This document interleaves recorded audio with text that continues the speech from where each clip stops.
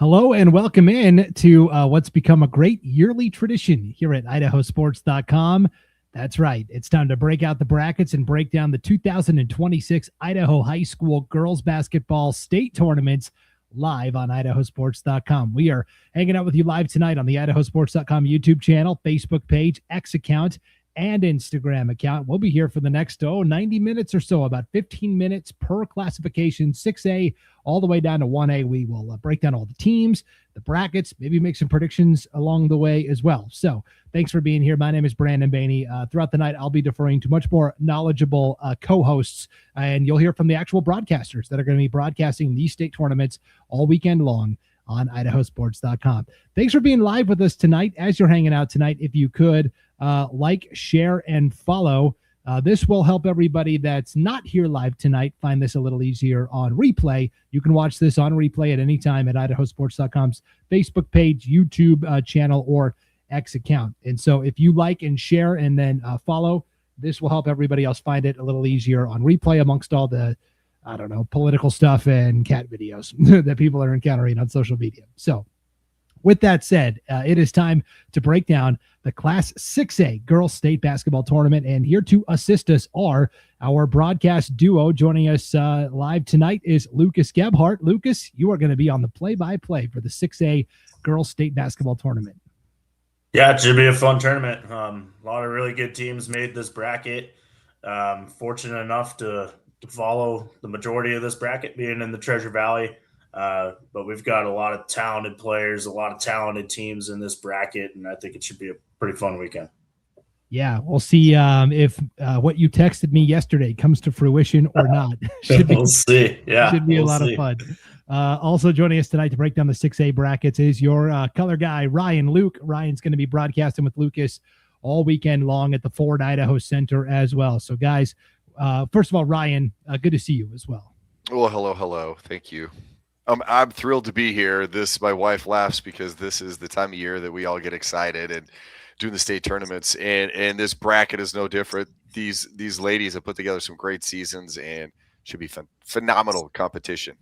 Yeah, I did want to say real quick, I noticed, Ryan, you're wearing a New England Patriots hat, and Lucas has his Denver Broncos stuff in the background. Can we be civil during this discussion tonight, guys?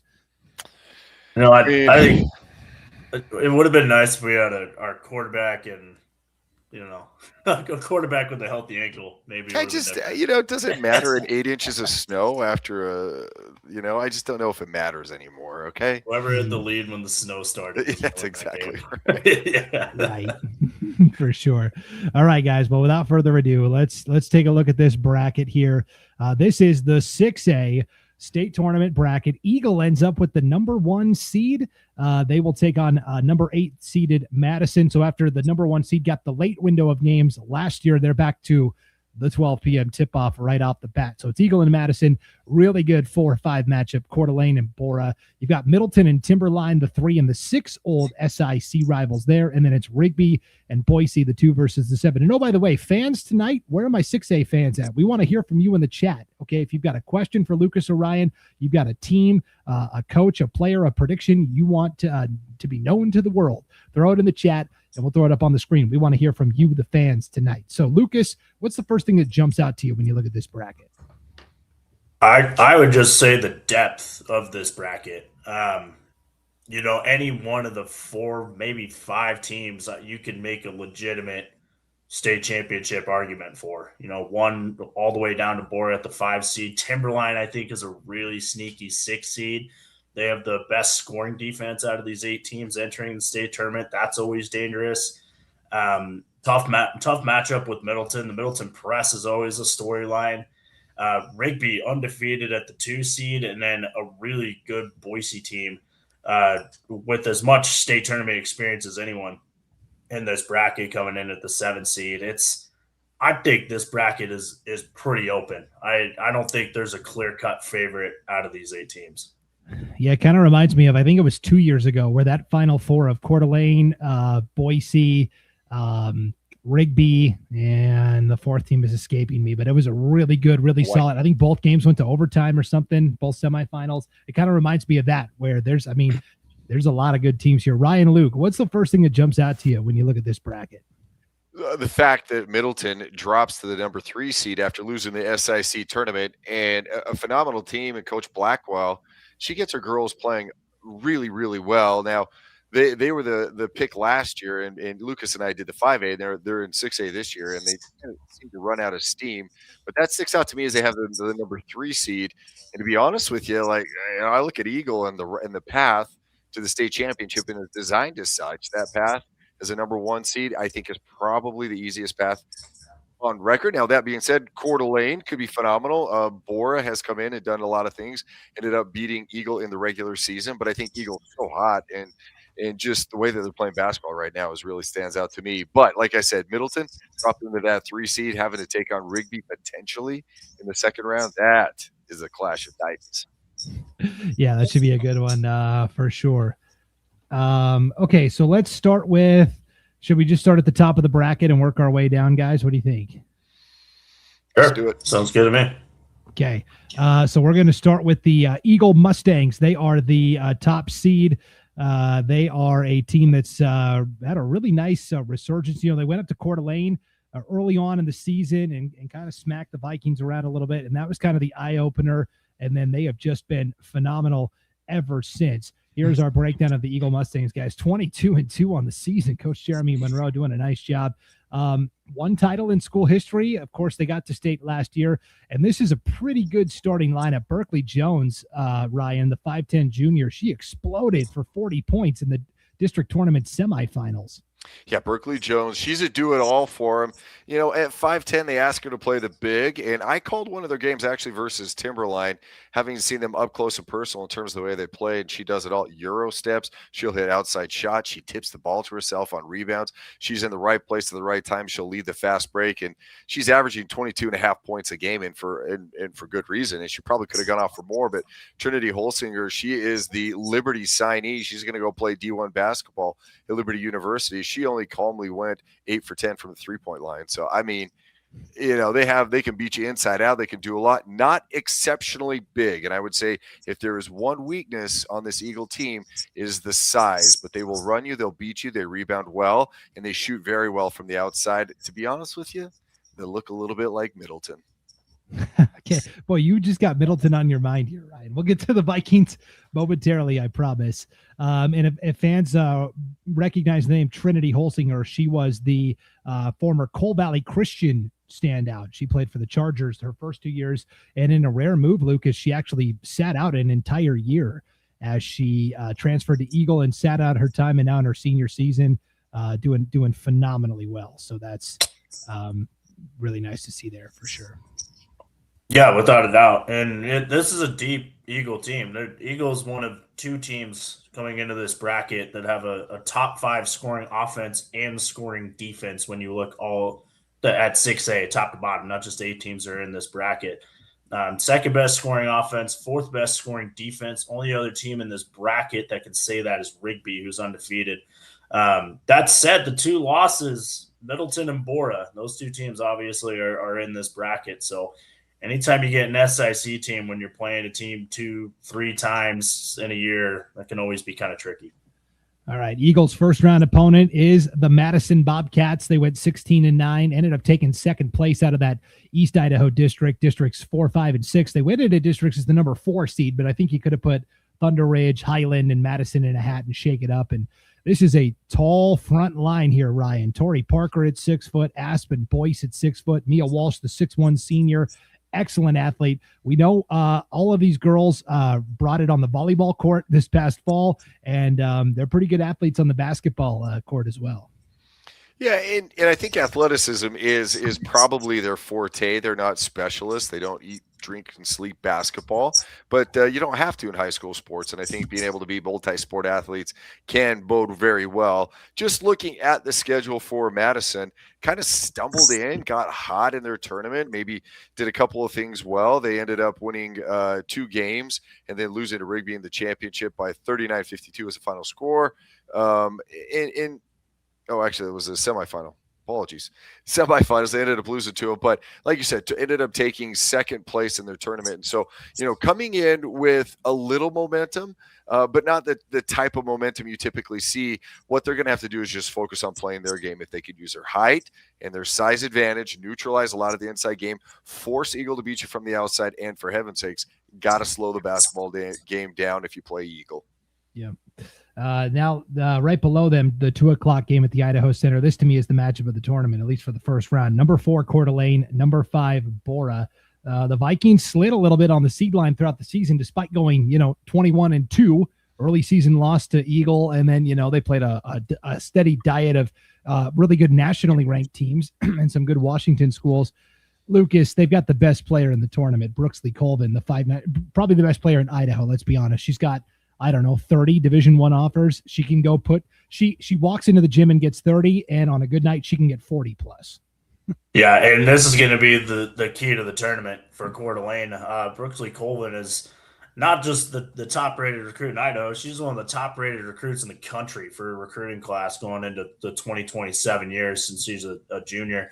Ranked number 36 on ESPN's top 100 list. So a little bit of perspective for that. Remember when Boise had Avery Howell a couple years ago? She was ranked 23rd in her recruiting class on that same ESPN list. So that gives you the type of idea of the kind of player that we're looking at here for Coeur d'Alene. Averages 30 points a game, just shy of 8 rebounds a game, a 4-star recruit.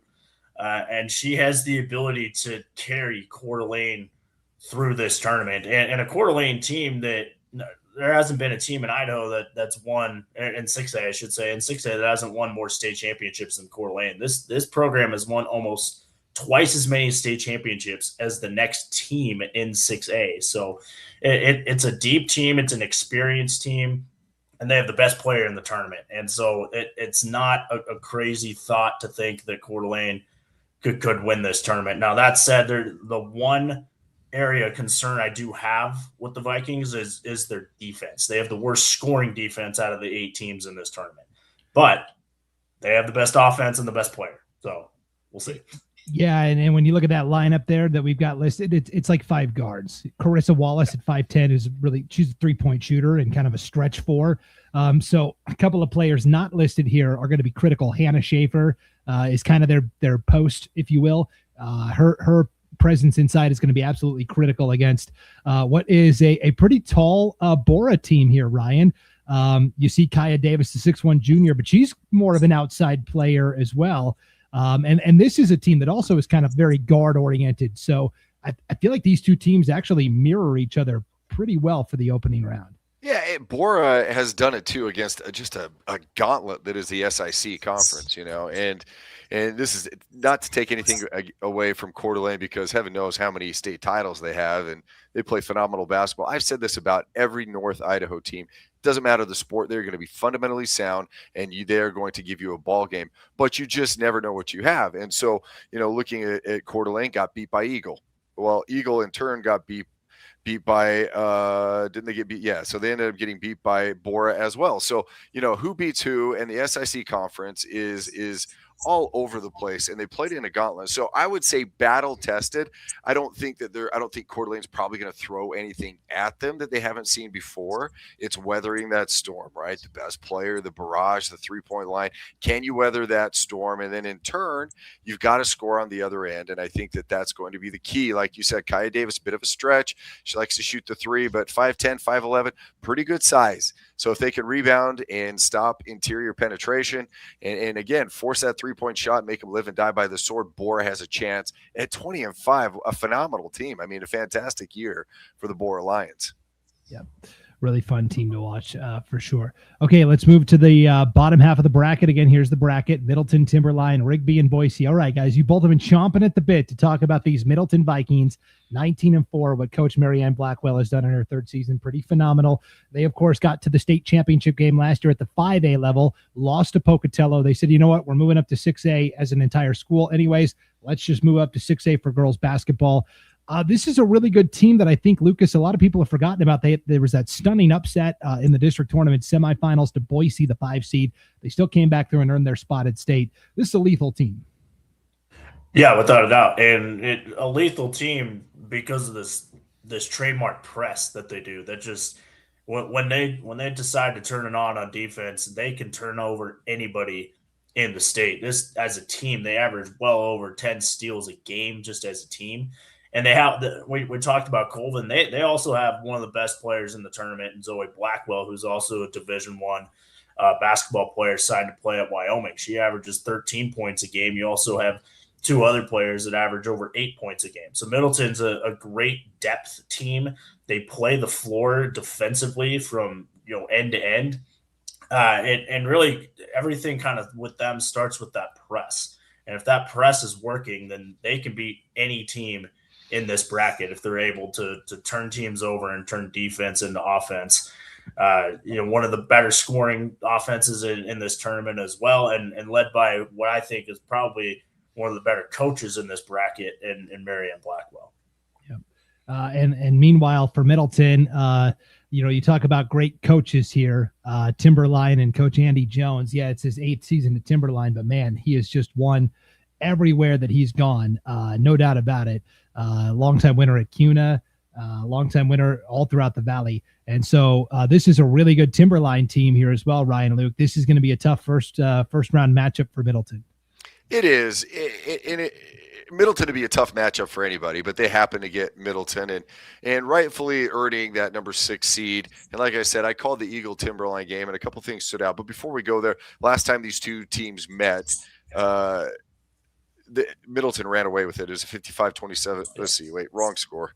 Yeah, it is. Yeah, 55-27. Yeah, 55-27 was the final score in that. And that's just because the ability of Middleton to score points in a hurry, and they just score them in bunches. So Timberline on the other end, on the other side, they actually have some side. Emmy Swilly, she's nice. She's tall. She brings some length. Gabby Iglesias is a good player. You'll see who runs some backdoor type stuff. Lexi Moore, she's a great player. Sackett, she does some good things. Ranky. All these players all bring a lot to it. They have a D1, maybe D2 recruit. I can't remember what the school was. Cal State San Marcos or something like that. Anyway, but as far as they have some good pieces, the big thing is they got to play error-free basketball. The margin for error is going to be very slim for Timberline. 20-5, phenomenal year. Again, we talk about 20 wins in high school basketball. That is tough to come by, especially playing in the SIC. And Timberline does it. They do it well, like you said, Coach Jones. One of my favorite things about that last game versus Eagle versus Timberline were the adjustments that he made. And so he's going to be asked to do a lot to make the adjustments and have his team be in this basketball game. All right, and then finally the 2 versus 7 matchup. Let's go to the 7 seed first here, Lucas. The Boise Brave. They were the 5-seeded districts. They get all the way to the SIC championship game, fall to Eagle there, 16-9. Seth Newell in his first season was previously an assistant under longtime coach Kim Bridges. New coach, kind of the same result at state. And this is a team that I think is a little unheralded. Nia Pellant Latham is a really good player inside. Olivia Chatfield can really heat up, and Libby Nelson is a fantastic player as well. This is a Boise team that has potential, but they get the one undefeated team in the field right away as well. Yeah, it's certainly a tough matchup for them. They have 3 players that average 8 or more points with Chatfield, Nelson, and Pellant Latham. But Boise, a little bit of a transition to the start of the year, right? They had Kim Bridges, who was there for 20 years. So, of course, and they had a lot of turnover from last year, too, in terms of players. So, of course, there's going to be the transition period. But they're starting to play their best basketball right now. They made a run in the district tournament, got all the way to the district championship game in the SIC. So, this is a team that knows how to get to the state tournament. They know how to play their best basketball at the right time of year.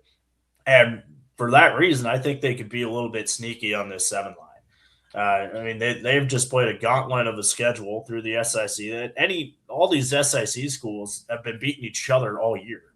So really, when you rank the 6 SIC teams that have made this bracket and you start ranking them, there's not a lot of discrepancy between them. And Boise has been right in the thick of it all year, and they're starting to get things clicking here right as we're hitting the state tournament. Yeah, not a lot of separation. And then finally, Ryan, we have kind of the great unknown here. The number 2 seed Rigby Trojans, 23-0, but they kind of kept themselves over in East Idaho. There wasn't a lot crossover, a lot of common opponents we could compare the resume to. We know Kinsley Larson can ball. We know Bailey Barber's a really good player, younger sister to Cambry Barber, who's playing at BYU now. So what do you think about this Rigby team? Well, it's a sum of all pieces at this point. Yes, they have some good, but there's not there are some standout players. All these gals do a phenomenal job. But what I'm saying is you don't have the top player in the state. You have a bunch of really good players that put it together. Listen, common opponents, Boise, they beat Boise the first game of the season for Rigby, 49-38. That wasn't Rigby. Boise hadn't even figured out who was the head coach at that point. I mean, they did, but they were still trying to get things together. And they beat Owyhee 61-35, big down year for Owyhee. Outside of that, there's not a lot. I mean, they played over in Eastern Idaho. They played a bunch of 5A schools. They played some 6A school. They did beat Capital in a tournament and Canyon Ridge, but, not a lot to go on. But what we do know is very fundamentally sound. They do all the pieces really well, and they're the only team that's undefeated. I mean, if Coach Barber, for him to get his team, for Coach Barber to have his team prepared, every game in and game out, play all the competition. You only play who's in front of you, and to win every single game, that's momentum. Now, the other problem is there's a little bit of pressure there, right? Shelley did it a couple of years ago when they went undefeated, top to bottom, and they were worried about not losing a game, and they talked to the coaches. We heard a little bit about that. So I think the pressure might be on Rigby. If they can come out and beat Boise first game, beat them, do their thing, what they do, pressure's obviously, I think it melts away, and then it just becomes a tournament play. You have a couple more games to the championship. But like you said, great unknown, man. Eastern Idaho, not playing in the SIC, not as big of a gauntlet. Yep. They've only played 12 6A opponents all year. Yeah. And so about half of their games have come against 6A opponents. Granted, they've won all of them, but that's kind of gives you a little bit of perspective on why they might have ended up on this 2 line. And what we're talking about with some of these unknowns. Yeah. Okay, guys. They did beat Lehigh from Utah, big 6A school down there, 40-26. But again, still unknowns. Yeah. Okay, guys. Let's put up the bracket again here, and very quickly, I want your predictions. And again, remember, this is just for fun. Don't take it personally if we don't pick your team here. Lucas, go ahead. What's your championship matchup and prediction? Man, I do like Coeur d'Alene to get to the championship game. I do think Colvin is one of the best players that's ever come through Idaho. I do think she can carry them to a championship game. On the bottom half of the bracket, I like Middleton to get there, just with their defense and their experience at state. Do you need a champion too, or are we just doing championship game? No, champion also. Yes. Champion? Okay. Give me Middleton. Okay. Ryan, what do you got? Eagle Middleton. And winner? Ooh. I'm going to go Middleton. I'm going to go Middleton. Okay, there you have it. Should be a lot of fun. For the record, I will go. My Coeur d'Alene people are going to hate me for this. I'm going to go Eagle, Middleton, and I will take Middleton there as well. So, all right, that's our 6A girls basketball preview. You can tune in to Lucas Gebhardt and Ryan Luke all weekend long, live on IdahoSports.com. Scott Burton has patiently been waiting to break down the 5A brackets, so we will do that right after this break. You're watching the 2026 Idaho High School Girls Basketball State Tournament Preview Special on IdahoSports.com. At Valleywide Cooperative, we're here when you need us. For 100 years, we have been here to help you with food, fuel, and good old-fashioned advice. And for us, serving is more than a job, it's a way of life, which is why we pour so much into the communities around us. We've employed hundreds of your neighbors. We take pride in that, and in giving back millions in sponsorships, grants, donations, and scholarships. It's our way of saying thanks. We're Valleywide, and yesterday, today, and tomorrow, we're here for you. Welcome back to the IdahoSports.com Idaho High School Girls Basketball State Tournament Preview Special. Brandon Baney now joined by Scott Burton, who looks more ridiculous each time I see him. Scott is going to be broadcasting the 5A Girls State Basketball Tournament along with Glenn Jones. And Glenn said he couldn't be here tonight. And after seeing your outfit, Scott, I understand why. Well, I figure if you're going to have a Patriots fan on and a Broncos fan on to break down the 6A, then I better represent the true champion of the NFL. Those are my Rams, and I know Jones boys can appreciate that as well. Your helmet's about as flimsy as those Olympic gold medals they've been handing out in Italy. Have you heard about that? They all keep falling apart. Yeah, you don't bite those gold medals. It's bad things are going to happen. Yeah. So, no but doubt. yeah, let's do this. Okay, Scott, here is the bracket for the 5A girls state basketball tournament. This will take place at Mountain View High School. Lakeland, the number 1 seed. They will play Columbia, the 8. Then you got a really interesting 4 versus 5, Pocatello and Jerome. Blackfoot is the 3, Hillcrest the 6. I'm sure they're thrilled about that. 2 district rivals right away. And then Sandpoint and Bishop Kelly in that 2 versus 7. So North Idaho gets the top 2 seeds. Some interesting matchups. Scott, what's the first impression of this bracket? What jumps out to you? Well, what jumped out to me, obviously, is the 1 and 2 seeds. Not that they got it wrong, but they're both from the north. And we know what that's, like sometimes because, it is a different world and we're not playing a lot of the same common opponents. So a lot of times, you're going to get one of these teams out of the north that, and we saw it last year, I believe in this tournament too, where number 2, was it Lewiston? Yeah, for the boys. Down. Yeah, and on the boys' side.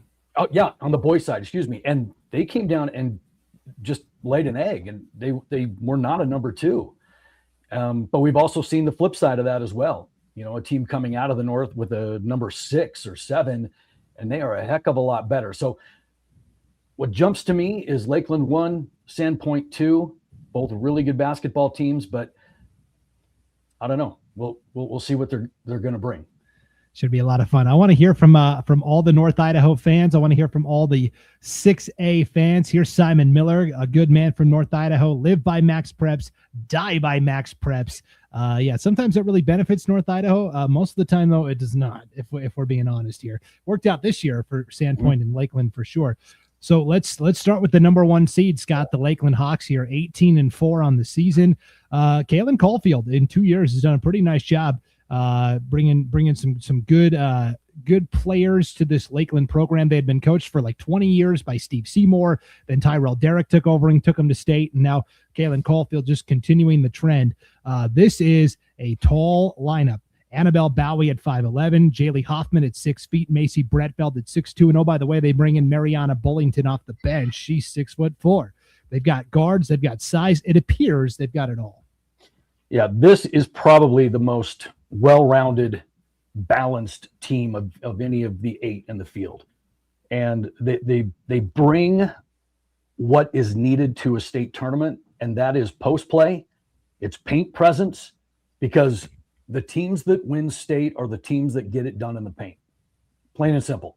You may have once in a while an outlier, but by and large, it's the teams that can play around the rim that get it done. And Lakeland, holy crap, they are big, they're fast, they're athletic. They're averaging 60 points a game, and not that they're just big, but they have some speed too. You look at their record, 18-4, and they lost to Meade, Washington, Green Canyon, Utah, Timberlake 4A in Idaho. And then, of course, Coeur d'Alene, which you got just done talking about. This is a really, really good basketball team. And the player that really makes it go, in my opinion, I have done Lakeland games this year. I live in North Idaho. Karsten Kiefer, the 5'7" point guard. She is a phenomenal athlete. And Jaylee Hoffman, this freshman, she's a player we're going to be talking about as, one of these iconic 4-year players that we've seen come through, every once in a while. But already as a freshman, Lakeland's top scorer as well, which is pretty impressive. So, oh, yeah, absolutely. Their top 3 scorers are, Hoffman, the freshman, leading the way for Lakeland as a freshman with 16 a game. And then, Bretfeld, the junior, 11 points a game. So those 2 are coming back next year. And then, of course, you talked about the senior point guard, Karsten, who just really, she is the straw that stirs the drink. She's the general. She's the leader. And, they all kind of work around her, and she's averaging 11 points a game. So they've got a really good trio of leaders on that team and people that can score. Yep. Yes. So Columbia gets the distinction of playing Lakeland right away, the number 8 seed. Neil Robertson in his 7th season continually, I think, takes underrated teams and just gets them to state. I mean, Columbia seems to be a fairly regular participant over the years. And it's really an interesting mix this year. You've got Gabby Neighbors as a senior who's been, a steady player for them the past couple of years, but they've got 2 freshmen in the starting lineup, Grace Wilson and Addison Whitworth. And then, of course, coach's daughter, Bailey Robertson, the 5'5" sophomore as well. This is an interesting team. They lost to Bishop Kelly in the District 3 championship game, but what do you think about this Columbia squad? They're young. As you can see, they're really young. They rely a lot on the underclassmen, but those are really good underclassmen. Gabby Neighbors is the senior, and she's the leader. She's the one that, is going to kind of have to carry the load for these guys. But they're also coming in one of the hottest teams in the tournament too. They're on an 11-1 clip on their last 12 games, and if they could somehow find a way to beat Bishop Kelly, then it might be a completely different story, and certainly a different draw in the tournament for them, but this is a really young team that is going to go up against a very solid contender in the first round. Yeah.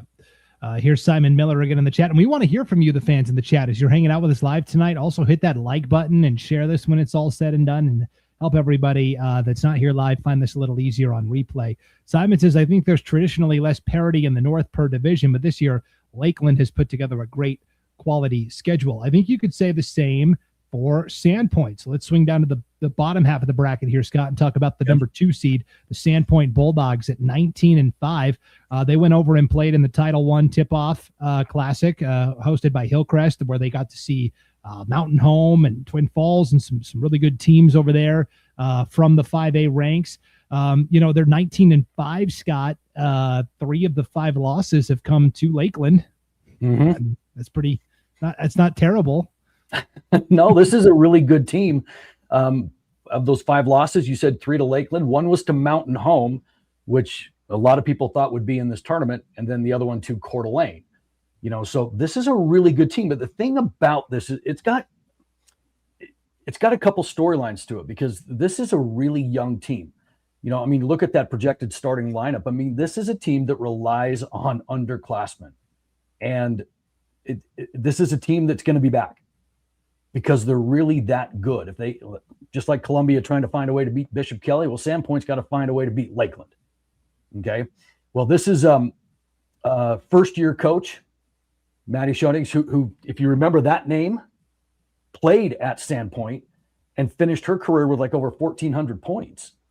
I think it's second all time for Sandpoint. And I remember, because that was in 2012 through 16, somewhere in there. And I think it was, and I think if I remember right, I remember writing an article for Idaho Sports on her, that because she was about ready to beat a scoring record at the state tournament. And if memory serves, that was a long time ago, but I do remember when she got the job, I'm like, yes, of course, she is going to be great. And in her first year, man, you can't ask for anything better. And they've got some really good players led by Brecken Meyer, the junior. Man, she's a 1,000-point career scorer, a sophomore center, Willow Betts. Tomke, the junior, she can shoot and drive, and she's going off to play at the University of Anchorage in Alaska. So this is a really good Sandpoint team. Yeah, that 5A or previously 4A scoring record has been broken twice in the last 5 or 6 years. Amari Whiting from Burley, and then CJ Lotta from Minico came and broke it 2 years later. So that record's changed hands a little bit. And of course, Maddie Schoening as well, 4-year starter for the University of Montana Lady Grizz in the Big Sky Conference as well in college. Of course, got to get in those Grizz shout-outs there. So Sandpoint looks pretty solid, pretty locked in. They are going to take on the number 7 seed, Bishop Kelly. So another North Idaho versus SIC team. Here's Hayden Uhlencott. We're going to be hearing from him in a little bit. Brecken Meyer is one of the best offensive players I've seen this year. She scored 1,000 points as a junior, and Jordan Tomko is closing in as well on 1,000 points. Yeah, their point per game totals are almost similar. It's 15 and 16 points per game, basically, those two together. So here's Bishop Kelly, Death, Taxes, and BK getting the state. A little lower than we're used to seeing them, perhaps. And this is a team that lost a lot to graduation. They've got a lot of new players that are stepping into varsity basketball for the first time, and yet veteran coach Derek McCormick in his 18th season just continues churning out quality teams.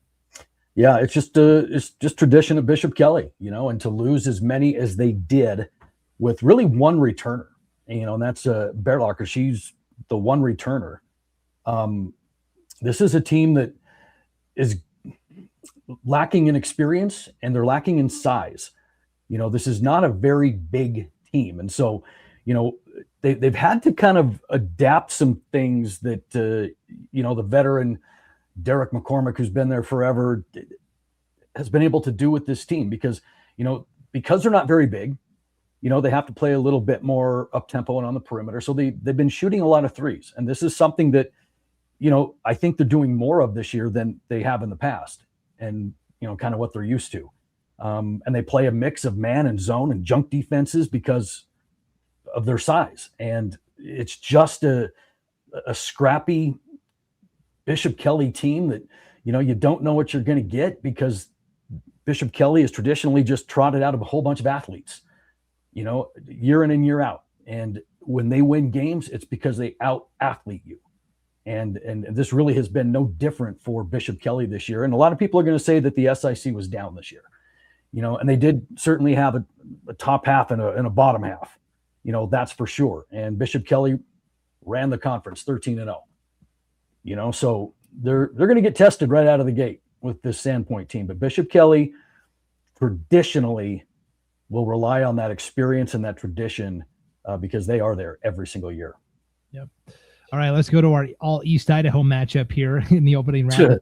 The 3 and the 6 seed. Here's the Blackfoot Broncos, where you ask a lot of people statewide this year. I think they would say that, Lakeland probably the best team. A lot of people said, Blackfoot though also has the bones of a really good team. Lauren Christensen has been a key player for them this year, the 5'9" senior. They've got a really good sophomore in Lexi Jackman, who makes a lot of good plays on the perimeter as well. Ramey Odom in her 6th season, and she's like Maddie Schoening. She was a standout player at Blackfoot High School, went on to a 4-year career at Air Force, the Division I Air Force Academy. I love it. I love the standout players returning to their alma maters. And of course, Coach Odom led the Broncos to the state title in 2021. So this is a Blackfoot team that I think is fairly dangerous as well. Oh, absolutely. This is probably my dark horse of the tournament. And I don't know how dark horse it is when you're a number 3 seed, but this is a team that could win it. They're really, really good. But they're also young. I mean, you look at them, they've got 2 seniors and 1 junior, and they play a lot of sophomores and freshmen, and when you look at that projected starting lineup there, you see that, reflected in the first 3. And those are some really good players for Blackfoot. You talked about Lexi Jackman, who's got tremendous speed and attacks the rim really well. I mean, she's averaging 11 points a game, but Oakley Talbot, the freshman, is a pure shooter, and she is somebody that you have to guard, and she'll shoot at 6 feet beyond the 3-point line if you let her. And so if she gets hot, she's a game changer, so you really have got to keep her in check. And then again, you talked about Lauren Christensen, who really is just a pure athlete. I mean, she's the defending state champ in the triple jump. She is a lockdown defender. She can guard positions 1 through 5. I mean, it's just one of those things that you are just blessed to have as a coach. And that's that athlete that can do whatever you want them to do. And then on top of that, you've got, another good shooter in Capson, who's averaging about 9 a game. And so this is a team that can hit you in a couple of different directions. They can shoot you out of the gym, or they can take you to the rack, and they have the luxury of doing both. So watch out for this team. They're pretty good. Yeah. And then Hillcrest, district rival, Hillcrest had to win the play-in game over Mountain Home on Saturday, a game that a lot of people thought Mountain Home would win, and Hillcrest shows up and says, all right, count us out, 56-44 win. They're a really good 15-10 team as well, considering that gauntlet of a conference with Skyline and Blackfoot and even Shelley on certain nights. And this is kind of the opposite. This is a team that really leans on its upperclassmen, Rain Jarvis, the junior, and Mackenzie Gatlock, the senior inside, and Kaya. Boy, another Kessler. We know all about Cooper and Kobe on the boys' side. Well, here's Kaya Kessler now on the girls' side as well. Really fun Hillcrest team. No, this is a good team who I think is better than the record. This will be the 4th time this year that they have played Blackfoot, and they have lost all 3 times. 2 close games, 1 blowout. In fact, one of those games went to double overtime. So I don't. If you're Hillcrest, oh man, you're like, oh man, we've already lost to Blackfoot 3 times. But you know what? If you're Blackfoot, you're like, we don't want to play Hillcrest again, because it's hard enough to beat a team 3 times. Now we got to beat them 4, and they know us well. And it's just one of those interesting matchups that could be a lot closer than you would think a 3-6 would be. And it's just because of the familiarity, and this is a Hillcrest team that, they shoot a lot of threes because they don't have a whole lot of size either. They switch man-to-man defense. So, I mean, that could give people some problems, but they've got really good guard play that keeps them in a lot of games. And, and you look at that record. I mean, this was a team that started the season 0-5 too. Don't forget that. So, 0-5, and where they go 15-5 since then. This is a good Hillcrest team, and this matchup I think is interesting. And finally, in terms of interesting matchups here, Pocatello and Jerome, the 4 and the 5. Now, Scott, full disclosure, is the athletic director at Jerome High School, but he looks at everything objectively here, and we're going to keep him honest on this show. So let's start with Jerome. This is a team, Scott, I'll be honest, at times this year, they're 15-8. There's times this year where I thought, oh yeah, Jerome's a lock to make state and maybe do some damage. There's also been times this year where I've looked and I've said, I don't know if Jerome is good enough to get to state. It's been, to me, a little up and down, a little uneven at times, but they got here and they won the district tournament over Mountain Home and earned their spot. So this is a Jerome team that I think is all in all in a fairly good spot as the number 5 seed overall. Yeah, I mean, this is a really good Jerome team, and it's because they are just scrappy. They're gritty. They're physical. They're not overly big, but they just play with a certain kind of attitude, I guess, that makes them, really just scrappy is the best way to put it, because they don't have that all-star player, but they've got a bunch of players that can just chip in 11, 10, 9, 7, and so it's not really locking down on anybody for this team, which makes them a hard scout. Sawyer Gerard leads the way with 11 points, per game. Ellie Helmer with 10, Jensen Cook with 9, Peyton Thompson with 7. And that's what you get with this group. And they play really good defense, for being as undersized as they will be at this tournament against some of these teams. They're just scrappy enough that they create some turnovers and they try to capitalize on them, so that's the thing about Jerome. That's their MO. Okay. And it's a really good, fun team to watch. The keys to them is they're going to have to limit their turnovers. They're going to have to value the possession, and they're going to have to fight like heck on the glass, because I really think those are the 2 things that'll get them if they're not careful. But, good for them. This is a good place for them to be. Yeah. And finally, Pocatello, Scott, the defending champions, the 4 seed at 16-7. Sunny Evans in her 7th season as the Pokey coach has done a phenomenal job. Yes. The good news, Abby Lusk is back, the 6'1" senior, one of the best players in the state, committed to Gonzaga. The bad news, every other starter is gone from last year's team, plus their 6th man. So it is Abby Lusk and a lot of newcomers, but Maddie Torngren, the 6'1" sophomore, she was a great goalie on the soccer team this past fall. And it's been a fun team to watch this year. Not as dominant as they were a year ago, but still dangerous. It's interesting, but it just kind of shows you the leadership of Abby Lusk and the kind of player she is. Because, I mean, you stop Abby Lusk, you stop Pocatello. I mean, that's not a secret. The problem is nobody can do it because she's averaging 20 points a game. And it's not like it's any, big mystery who the ball's going to and who you have to stop, and which is probably why she's headed to Gonzaga. She's that good, so Jerome's going to have their hands full because, Abby Lusk is a player and she's 6'1", which means that she's going to play above everybody else.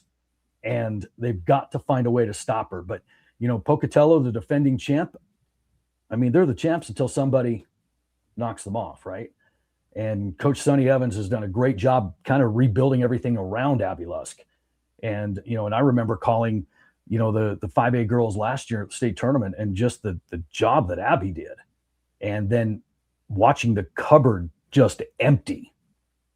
And now they're back, So, that says a lot to kind of what they're doing at Pocatello. Yeah. Here's Ryan Skaggs in the chat. Lakeland is legit. Hoffman, Kiefer, Bretfeld, Fagan, Bowie. They can throw a Bullington. They can throw size at you and still run the floor, then shoot the lights up from the outside. Nobody wants to see Blackfoot or Hillcrest right now. Sandpoint is feast or famine. They had pure shooters and guard the perimeter well. If they run into size and athleticism, they can struggle. And Hillcrest comes in on as big of a role as anyone. Lakeland losses this year. Meade ranked top 10 in Washington. Green Canyon number 5 in Utah. Timberlake and Coeur d'Alene, of course, you mentioned there, Scott. So with all of that info at your disposal, let's take a look at this bracket one more time here, Scott. What is your official championship matchup and prediction? Boy, that I just don't see on the top half of that bracket. I really don't see anybody beating Lakeland on the top half of that bracket. They're just probably the most well-rounded team. I think the tougher half of the bracket might be the bottom part because, not taking anything away from Bishop Kelly, but you've got Blackfoot, Hillcrest, and Sandpoint there, which I think any of those could advance, but I'm going to say out of that bottom half, I'm going to say it's going to be Blackfoot. Okay. So Lakeland Blackfoot Championship, what's your prediction? And I noticed they're both green. So, to kind of get ahead of St. Patrick's Day coming up here, right? So, yeah, you know what? I have to go chalk on this. I just think Lakeland has too many weapons.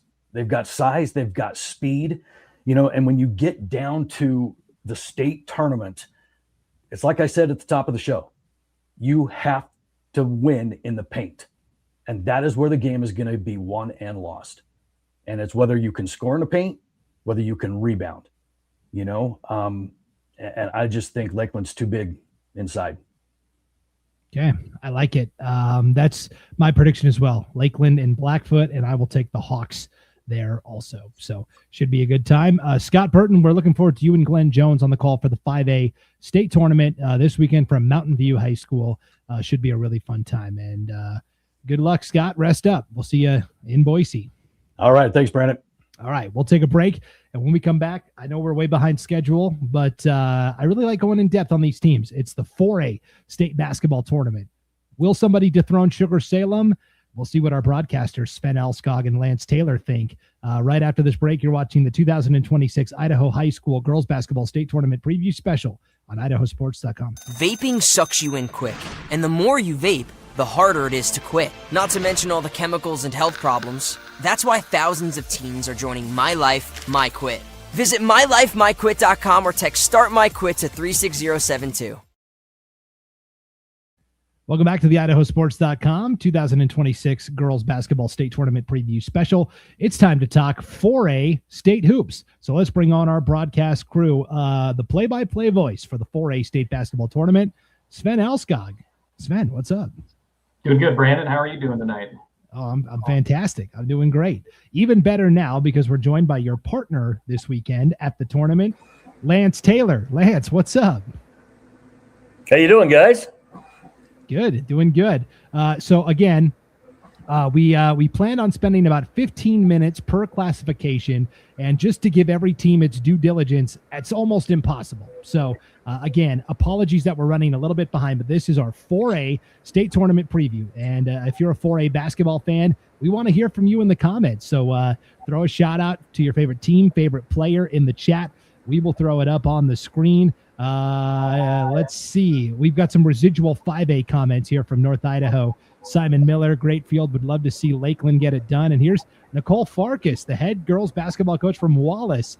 Lakeland and Sandpoint, all North Idaho. I could get behind that as a North Idaho resident. I could get behind that at the 5A ranks.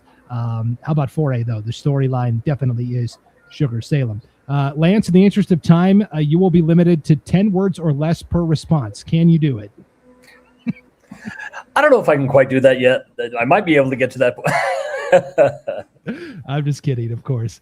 Okay, guys, here is our 4A bracket. Well, maybe not. I will work on getting the bracket in. Let's just start with the big storyline here, the Sugar Salem Diggers. One of 3 teams in Idaho that comes into state tournament weekend undefeated at 23-0.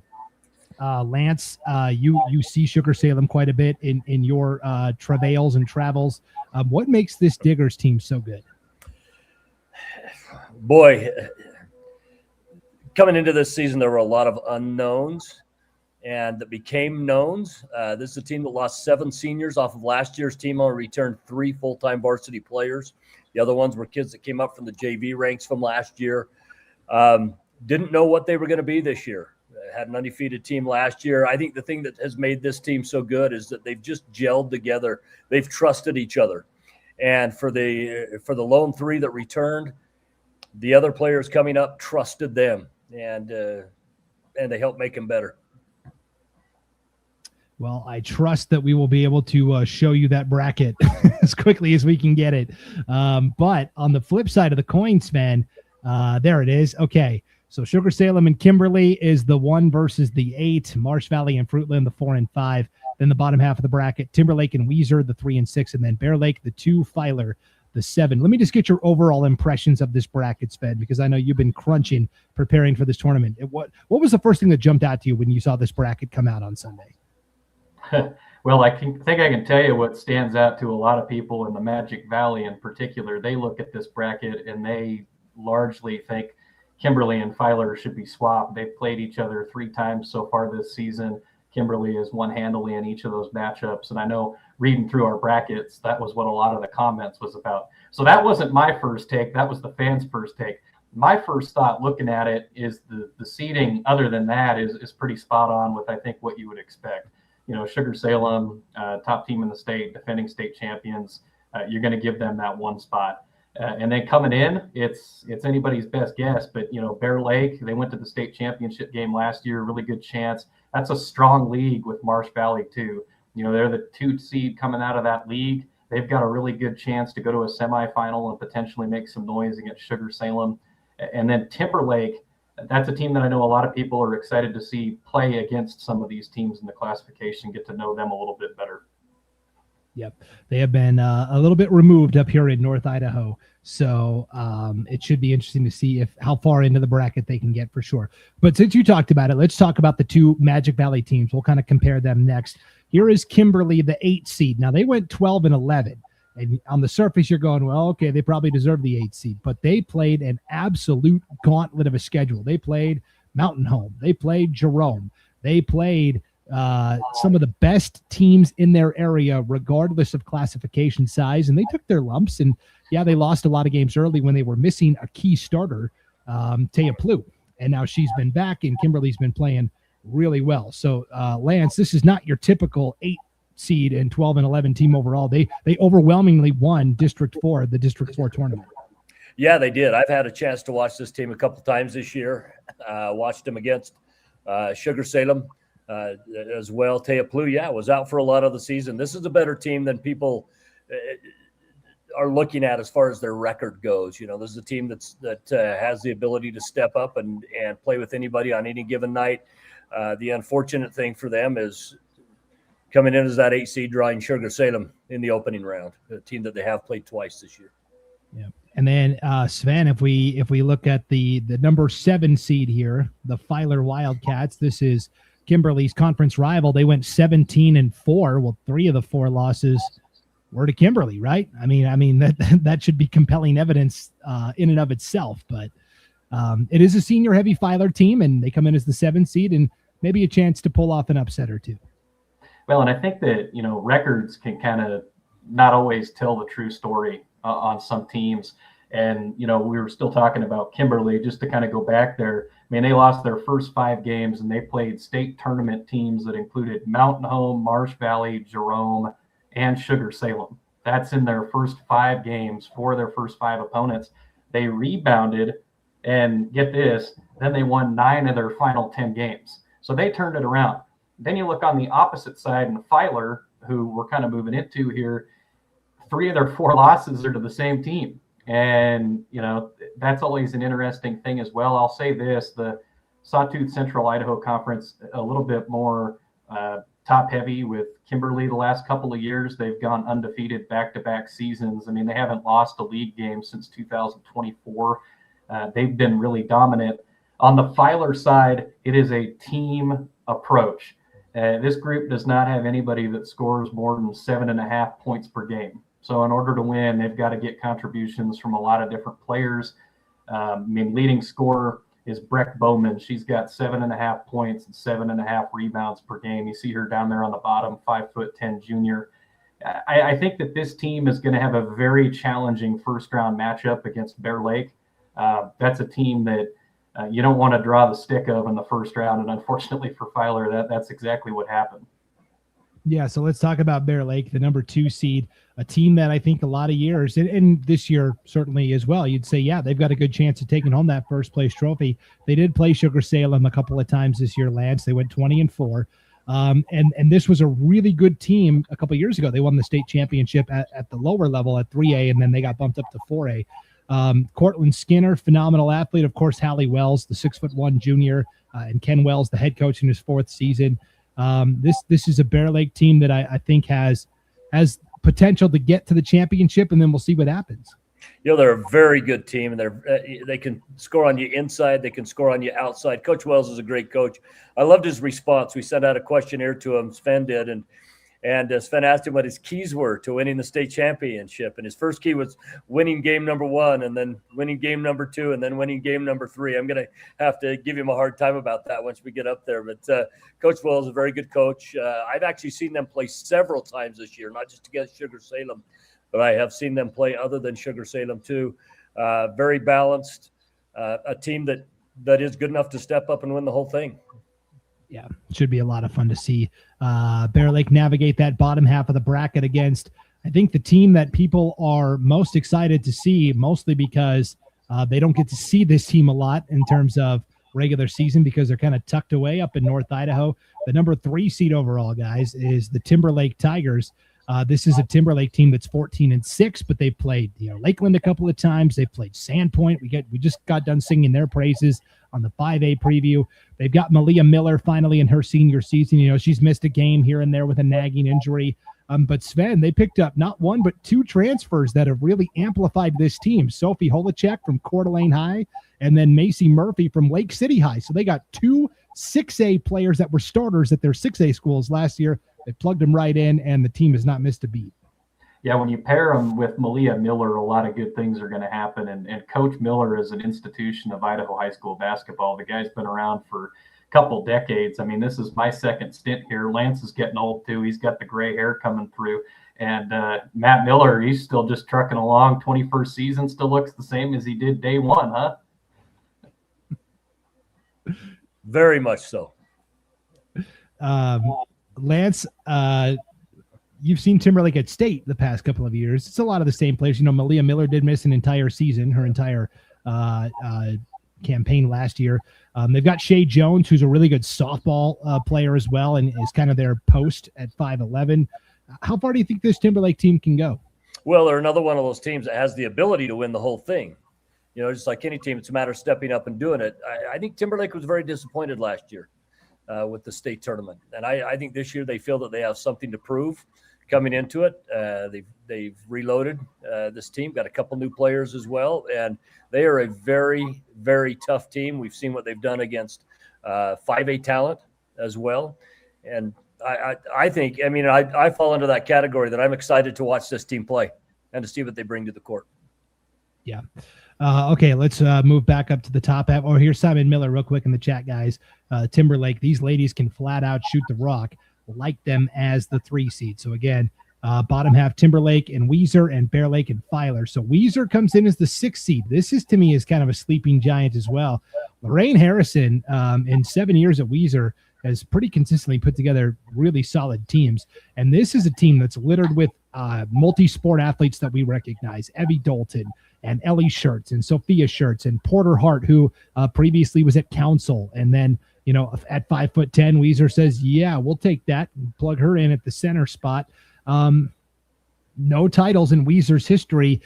Before we worry about the state title, Sven, could they pull the first round upset over Timberlake?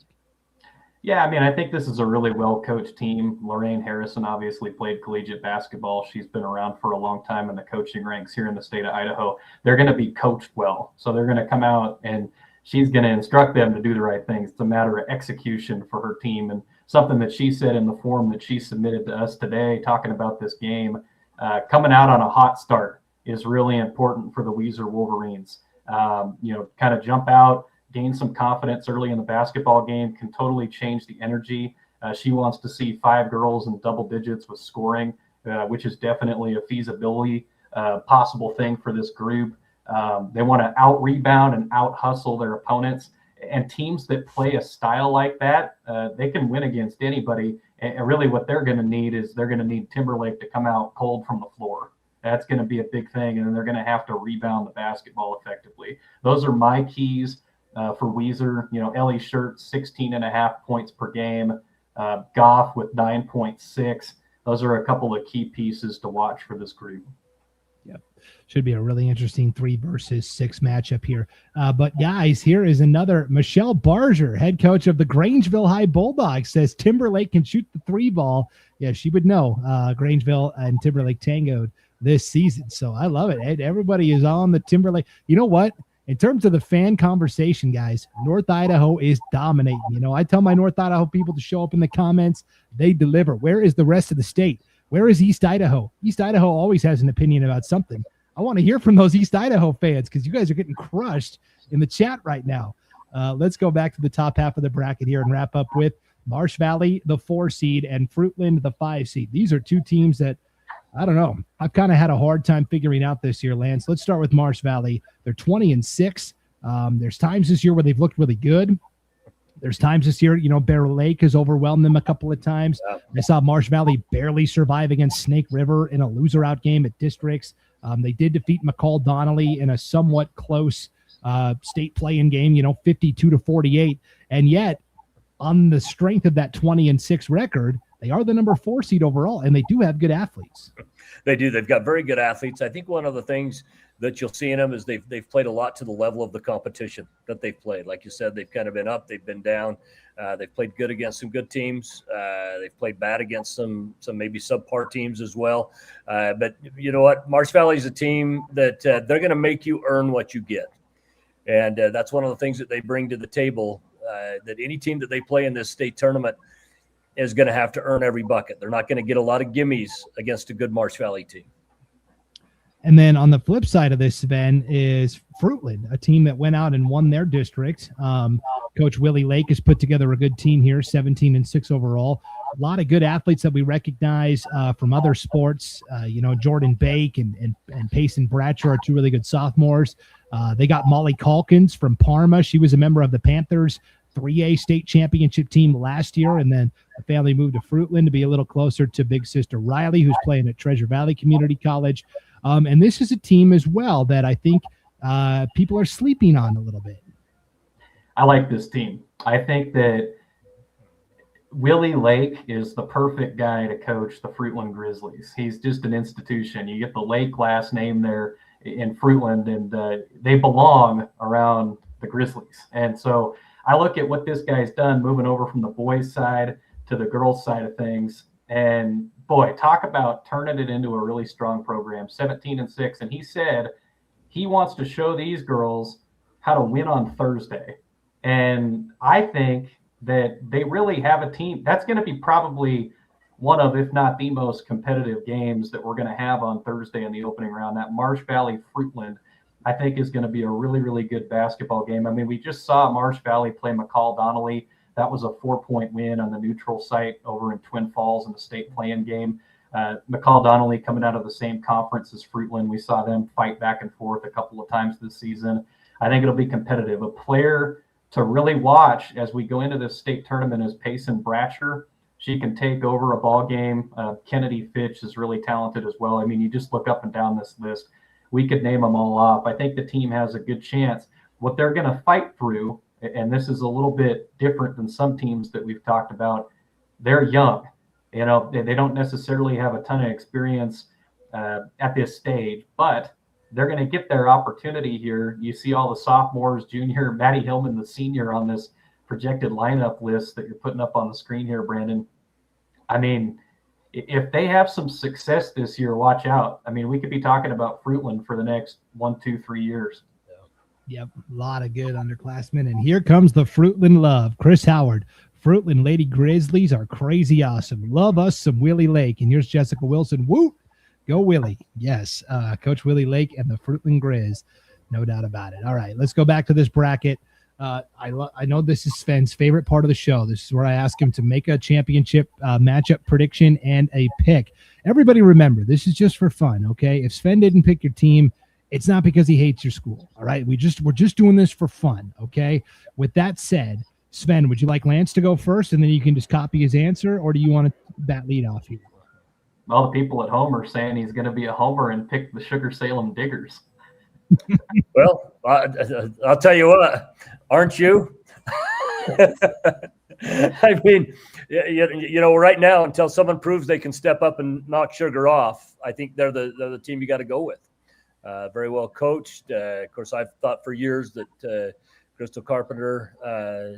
Crystal Daly, used to be Carpenter. Crystal Daly is the best coach in the state. And I think she gets more out of her players than anyone I've ever seen. But I take Sugar Salem coming out of the top bracket. It's a tough pick between Bear Lake and Timberlake coming out of that bottom bracket. But I've seen Bear Lake a couple times. Very well could be Timberlake, but I'm going to bring Bear Lake out of that. Have a rematch from last year, and again, a pick Sugar Salem to win that championship. Okay, Sven, what do you think?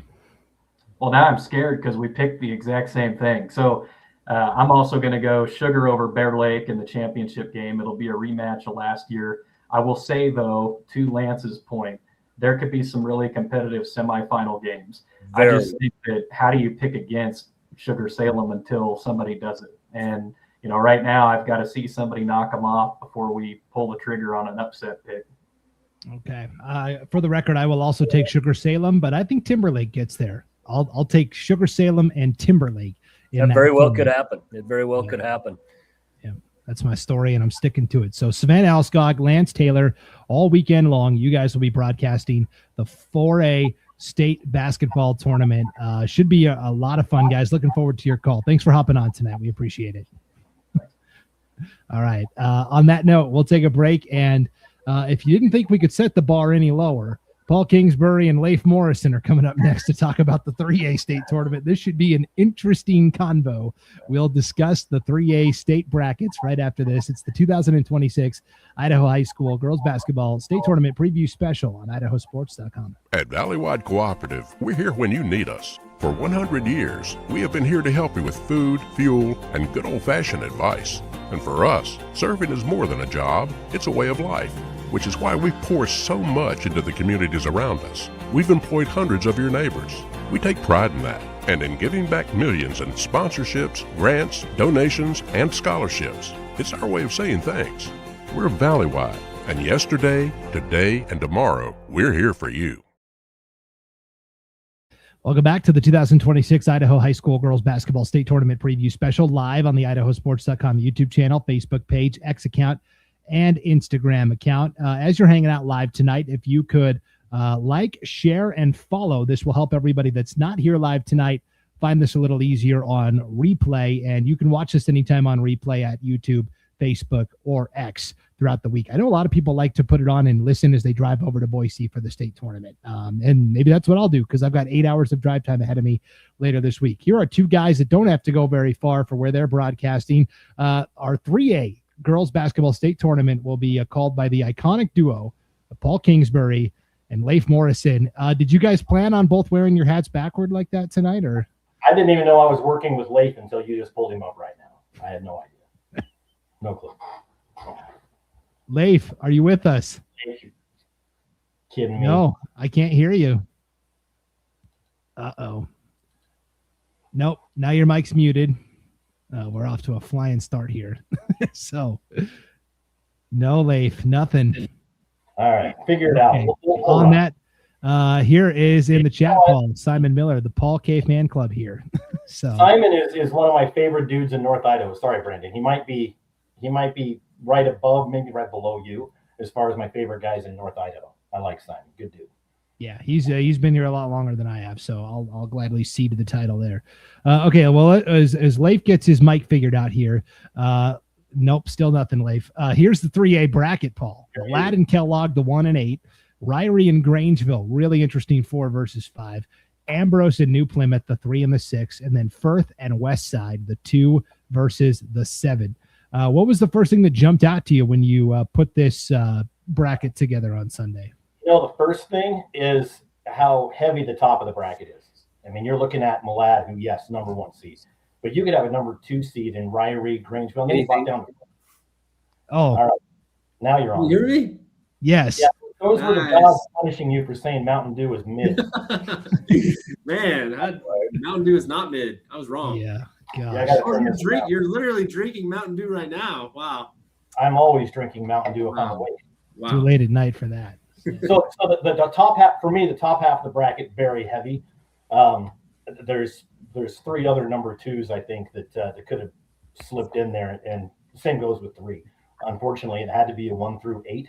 But in this bracket, you can't really go by the seedings 1 through 8 on really how good each team is.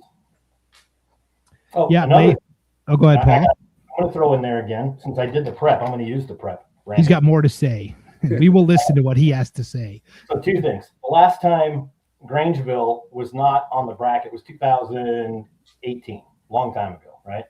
Well, Ryrie would have gone back all the way to 2012, except they missed it in 2024. So they missed in 2000. But these are 2 teams that are just always in the tournament, and the other teams are in there quite a bit too. But boy, you get in there 6, 7, 8, 9, 10 times in a row, you've got a dynasty going.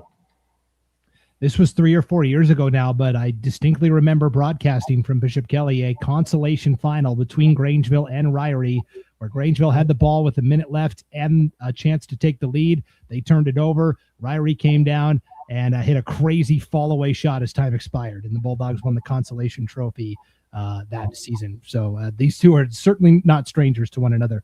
Here's Gary Jones in the chat, guys. Go Lady Pilgrims. Yes, the New Plymouth Pilgrims. Hey, congrats for making it. You get to play Ambrose again in the first round. We love that. 3 and a 6. You've also got Firth and Westside at the bottom here in an all-East Idaho matchup. Leif, what was the first thing that jumped out to you when you looked at this bracket?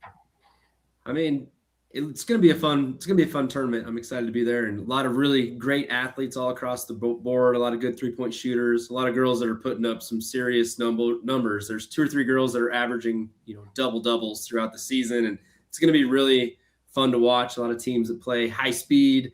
It's going to be a really fun, broadcaster fun tournament for us, but I really think Malad's just a monster. I mean, anybody that's looking at this bracket, Malad's going to be on the revenge tour from losing last year in the state championship. And they are, revenge tour engaged. They are just on a rampage, and they're going to be tough. They're going to be tough to beat. They're one of the only teams that hasn't lost to anybody else in this bracket. Between them and Grangeville, they're the only 2 teams that haven't lost to somebody that's in the bracket. Everybody else has lost to each other somehow. So, it's going to be a fun one. Here's Simon Miller in the chat. Malad and Kellogg both 8+ hours away. Kellogg has had some growth and some injuries late, despite senior leadership from Danny Henriksen. They're pretty young. Will be fun to watch though, and go Wildcats. So let's start there, and then we'll talk about Malad. So here's Kellogg coming in. I love this bracket because there's 4 districts and everybody got 2 teams. So you can't really complain about unfair representation. So Kellogg, the second place team from the north, 13-10. Look at all these sophomores and even a good freshman, Greta Engel, who has led them in scoring on a lot of occasions this year. But Peyton Story, Munoz, both really good sophomores. But it is kind of led by Danny Henriksen, the 5'8" senior, Paul. Yeah, and when I was talking about, there's so many number 2s, so many number 3s. Unfortunately for this year, Kellogg deserves the 8 spot, really. But that's because they're so young. They've got 1 senior on the team. They've been injured. They've been sick this year. Next year, watch out. I mean, they're going to have a lot of experience coming back, a lot of juniors with some state tournament experience. So, Coach Nearing, 9th season, she's been here before. Young kids with something to prove. So, I could come out and say, yeah, they're number 8, but, they could come out and really maybe give them a lot of game, maybe not. But I think once they get on that second half of the bracket, I think that's where they have a real good chance to shine. Yep. We should see a couple of comments here in the chat. Simon Miller, Grangeville, very athletic and very well coached. They will be hungry to advance. Good luck, Bulldogs. Here's song 2367. Let's go get it, Lady Ryrie Bulldogs. And Jessica Wilson. That was almost my name. Right. Jessica Wilson, woot woot. Jessica, I would love to know who that woot woot was directed to. So let us know in the chat. And then here's Isaac Gomez. If someone can pull off the upset in 3A, what team? Maybe Ambrose. Okay, well, since he brought it up, let's talk about Ambrose. The Ambrose Archers, 18-5. Leif, Kurt Krager, in his first season as the Archers coach, took a lot of these athletes that just won a state volleyball championship this fall, got them to state for just the second time in school history. The only other time they've been to state was back in 2023. So it's been a good year for the Ambrose girls athletics overall. Yeah, and winners win. I mean, sports, it translates, winners just win. And so Ambrose doing a good job. Coach Krager there doing a good job bringing them to the tournament. Ambrose is going to be fun to watch. They're a team that plays really high speed. They get a ton of steals. They're stealing the ball 14 times a game. They're only fouling 7 times a game. So they play super, super tight defense. The problem with Ambrose is they turn the ball over. They average almost 18 turnovers a game. And so if they want to have a shot at making it deep and a deep run in the championship or, the next round, they need to make sure that they're holding on to the ball and making smart decisions. They have the ability, they have the athletes, they have the speed. They're going to be a team that's going to be super fun to watch if they can just keep it under control and keep the turnover margin in a positive favor.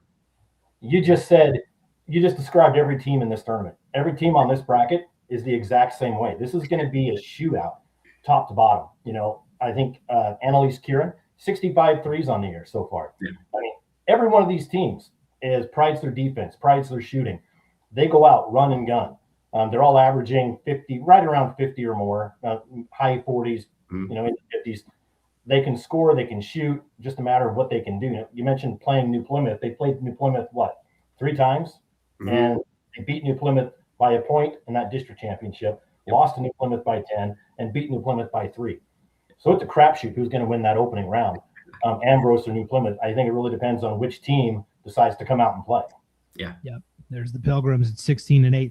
By the way, we asked Jessica Wilson who that woot woot was directed to. Jana Nearing and the Kellogg Wildcats. So there you go. All right, no, not that cool. Right. Paul, your alma mater, New Plymouth High, made it 16-8. They were at state last year. I got to see them, and I thought at the time last year that they were a year away. That was kind of my impression. They won the playing game, got to state last year. Struggled a little bit in their opening round matchup, and I thought they were a year away. Well, here they are a year later, 16-8 at state, and really showing they belong. And it's kind of like Malad. You're bringing back a lot of your senior heavy. So if you're senior heavy, that's your year to do it, right? You kind of expect the next year might be a rebuilding year, so to speak. And you look at their records, 16-8, I think is what they are. But during that and at the beginning of this season, they played 8 4A teams, and their record was 5-3 against those 4A teams. So they played up to give themselves, that experience playing higher classification teams. And we'll see if it pays off now in the state tournament. Yep, should be interesting for sure. So that's our 3 versus 6. If we just stay, guys, Coach Jana Nearing is in the chat from Kellogg. Pretty cool to me. Thanks, Jess. My girls are young but hungry. So yes, excited to see what Kellogg can do in that first round matchup against. Hey guys, tell Jessica this, and Jessica says, "Hey guys, tell Jana this." So we're just kind of going back and forth between these two. Happy to facilitate. That helps us get more comments, so I'm good with it. So again, we talked about Ambrose and New Plymouth at the bottom of that bracket, 3 and 6. How about this Firth and Westside game, guys? You know, talk about a team that, Paul, we were kind of trying to figure out today. We're like, Westside, boy, 12 and 14, that 26 games, that's a lot. They played 5 games at the district tournament. They played, their district is 6 teams. They played all 5 teams, Declo, Wendell, Aberdeen, Malad, and Soda Springs, all at the district tournament, and they got to state. Well, the 6 teams, they went in as the 5 seed, had to play a loser-out game against Soda and won. And then they played Malad, lost, so then they got bumped down to another loser out, played Wendell, beat them, played Declo, beat them, goes into that game, going to state, plays Aberdeen, beats them. They won their last 5 games in a row, all in the district tournament. So if you look at Westside now, coming in at what, the 7 seed? Mm-hmm. Are they? Are they? Really? I mean, that's going to be, that Westside Firth is a game you expect Firth to win, right? But if there's going to be an upset in this day one, that's the one where it could be. And Paul, those 5 district tournament games, 4 of the 5 were on the road because the high seed hosts. So as the 5 seed, they got to host Declo, and that was it. Otherwise, they were going on the road. So pretty remarkable story there for Westside. And it's a road trip. You know, you go to Dayton to anywhere, it's a road trip, unless you go to Preston. Right, exactly. So their reward is a Firth Cougars team that is 21 and 5, the number 2 seed overall. They did lose to Ryrie twice at districts, though, so they come in as the District 6 runner-up. This is a team that, Paul, among teams here at state, the 3A tournament had the longest drought. 2015 was the last time Firth was here at state because it seems like Ryrie the last several years and old Ben Lenz at North Fremont have just had a stranglehold on the Nuke Conference, but Firth saw an opening this year and took it. Well, they took it in a big way, too. I mean, coming in as the number 2 seed, that's not bad. You know, they saw an opportunity and took the number 2 seed. So that's pretty impressive for Firth to come in. Also, pretty, not senior heavy, but they've got, 3-4 seniors that are picking it up. They played Westside a couple times. They played Ryrie a couple times, lost 3 times, beat Ryrie a couple times. So they've got it in them. They just need to really bring it at state. Yeah, this is a fun team, Leif, this Firth Cougar team. And like Paul said, their best player, at least in terms of scoring, is the freshman, Daisha Sorensen. Yeah. Right. Yeah, they're impressive. I mean, they're just averaging almost 51 points a game. That's a ton of points, only allowing 40. Like, they're just putting up serious numbers. Like Paul said, a lot of these teams kind of mirror each other on how they play. So as a fan, as a broadcaster, it's going to be a ton of fun, a lot of high-speed basketball. But these girls they're putting in work. Over 4 girls averaging over 9 a game. So you can't, if you're defending Firth, you can't just pick one person and try to shut them down. They have a team full of great athletes that are really fun to watch. Well, Coach Sorensen said any of her players can shoot. Any of them can take it to the hole. Talk about Jolly. She's 5'5", 5'6", plays like she's 6'1". Yeah. And the team weakness is having to slow down. That's literally the team weakness. And that was another common thread among the teams in this tournament is slowing down. I can't slow these girls down. When we have to slow down, it's like, you get a horse that's just full of adrenaline, wants to go, a barrel horse that wants to go. And that's kind of what all of these teams are. Okay, guys, you need to slow down. That's our weakness. That's going to be a fun tournament. Yeah, could be a track meet for sure. Simon Miller sticking around for 2A, 1A, but wanted to say I appreciate you guys. I always sync your audio with the other streamers who will not be named. Thanks for all you do for Idaho Sports. Thank you, Simon. You are a patriot and a gentleman. And we appreciate it for sure. Hey, guys, I love the interaction from the coaches here in the chat tonight. We heard from Jana Nearing, the Kellogg coach, a little while back. Here's Michelle Barger, the head coach for Grangeville. Let's talk about these Grangeville Lady Bulldogs, guys. all of these great, incredible state championships. I think the most among any team that's in the 3A field. Got to state last year, got to the semifinals, lost to Malad in a tough game. They said goodbye to Madeline Green, the 6-foot standout who's now at Lewis and Clark State in Lewiston, but they bring back pretty much everybody else from that team from a year ago. And this is a team that's really keyed by their guards, Leif. Karis Barger, Coach Barger's daughter at point guard, and then really Addie Vanderwall, the college commit as well. Yeah, these guys are good. They're kind of my dark horse in the whole tournament. I think that they have a shot to really make some noise. Like Grangeville they're fun to watch. They put up a lot of numbers. They're averaging 53 a game, play really tight defense, only allowing 33. 3 girls average over 10 points a game. They have 3 future college athletes playing on the same floor. 2 of them are going to play basketball and one's going to run track. Just a lot of athleticism all across the board for Grangeville. They call themselves the Wolf Pack. These girls have all been hanging out together and really tight bond. They're going to be tough to beat just because they play so hard and their athleticism is all over the board. And that's not a new name either. I mean, they've been called the Wolf Pack since they were like in diapers almost. Yeah. These girls have been playing together a long time, and they've got the best plus minus of any team in the tournament. They're averaging about 52 points a game, giving up 32.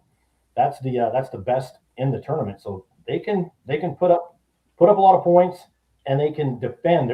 I broadcast a few Middleton games this year, and in my mind, I'm really picturing a 3A Middleton here.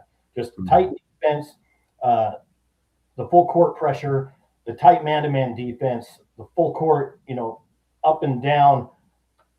I'm excited to see it. Yeah. This whole thing, and of course, she's watching, so I have to talk good about her team. But last year, they get to that third place game, lose to Melba. They want to come back. It's like Melba. They want to come back and prove themselves, and they've been to the state tournament, as I mentioned, so many years in a row, back to 2018 in a row.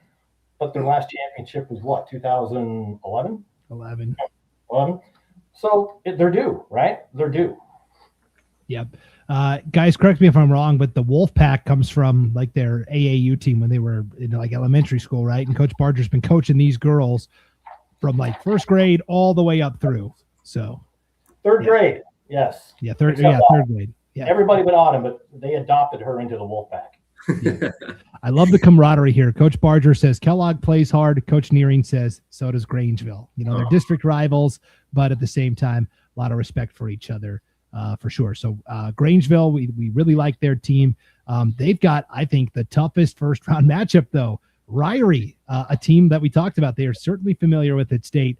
Ryrie 16-9. They just won the Nuke, the District 6 championship. It's a lot of seniors. Lucy Boone, Lauren Robson, Eden Jensen, the American Falls transfer. She was American Falls' best player. Family moves to Ryrie. Ryrie says, okay, we'll take that. No problem. Ryrie has won a couple of cross-country championships the past couple of years, looking to break through in basketball. Just the one championship in school history here. But Leif, again, boy, this is a tough first-round opponent for Grangeville. Yeah, this is, in my mind, going to be the tightest first-round game out of the whole first round. Ryrie's so good. And Jensen, averaging 16.7 points a game. She is just dominant on both sides of the ball. If Grangeville wants to have the shot at winning this game, they have to focus on her and shut her down. There's other girls on the team that really do a good job of putting up points, but Jensen has to be controlled. Otherwise, she'll dominate a game. She's so good. Yep. Okay, and then finally, last but certainly not least here, guys, the number 1 seed, the Malad Dragons, 21-2. They got all the way to the championship against Parma last year, got down by 15, came back to tie the game in the fourth quarter. Parma makes a bucket in the final minute to basically ice it. And so ever since then, Malad has been hungry and motivated to get back. It is all seniors in that starting lineup. Mikkel Keach, Kylie Miller, Izzy Haycock, Brinley Jones, Liv Nelson. Any of them could lead the team in scoring on any given night. Leif, this team is just balanced to the hilt. Yeah, they're scary is what they are. All 5 of those starters started last year in the state championship game. They only lost a few players. They brought back, I think, 7 players from last year's semifinal game. They're just loaded. I mean, they are loaded. If any year is going to be the year for Malad, it's going to be this year. Like, this is their tournament to win. It's their tournament to lose. Everybody's kind of picking Malad to win it, and they just got to show up each night and make sure they do what they do. They are a very, very talented basketball team and very well coached. They've only lost 4 games in the last 2 years. Yeah, they not only brought back 7 players, they brought back 5 starters. Yes. And that you don't see that very often. No. And to bring back all 5 starters to a state runner-up team, that's a dangerous team. Yeah, lethal for sure. And coaching royalty, really. Trevor Jones in his 4th season as the Malad girls coach. His brothers, Tyler Jones at Preston, Justin Jones at Rigby, head coaches at those respective schools. And then all 3 of them played, of course, for Terry Jones, the legendary Malad boys basketball coach in the early 90s. It's cool to see one of the Jones still at Malad doing good things, Paul. Yeah, I like it. I mean, we used to do, during our broadcast, we would do shout-outs where fans could just write in. And Terry and his wife would write in all the time. I think they were on a mission somewhere, and they would write in all the time. Hey, want to give a shout out to Malad? I mean, it was great. I mean, it was that back and forth with them, and as long as there's a Jones coaching in Malad, everything's right with the world, no matter what else is going on. That's right. Well, speaking of right, we'll see which one of us is right in terms of our championship predictions here, guys. This to me is the toughest bracket to peg so far. The other ones I felt pretty confident about with my picks here, but this could be, I could see like any of like 6 teams getting to the championship, competing for it. Paul, you make the big bucks around here. So what's your championship prediction? That again, I'm going to go back. That top bracket, if you're in there, it sucks to be you, because only 2 can come out on day 1, right? And that next game is not going to be any easier for him. That Ryrie Grangeville, somebody's got to win. Malad Kellogg, I love you. But, so Malad is going to be playing Ryrie or Grangeville, which just came out of a devastating loss. It's not going to be a blowout. It's going to be a close game. So 2, and then they have to play a championship game, probably against Firth.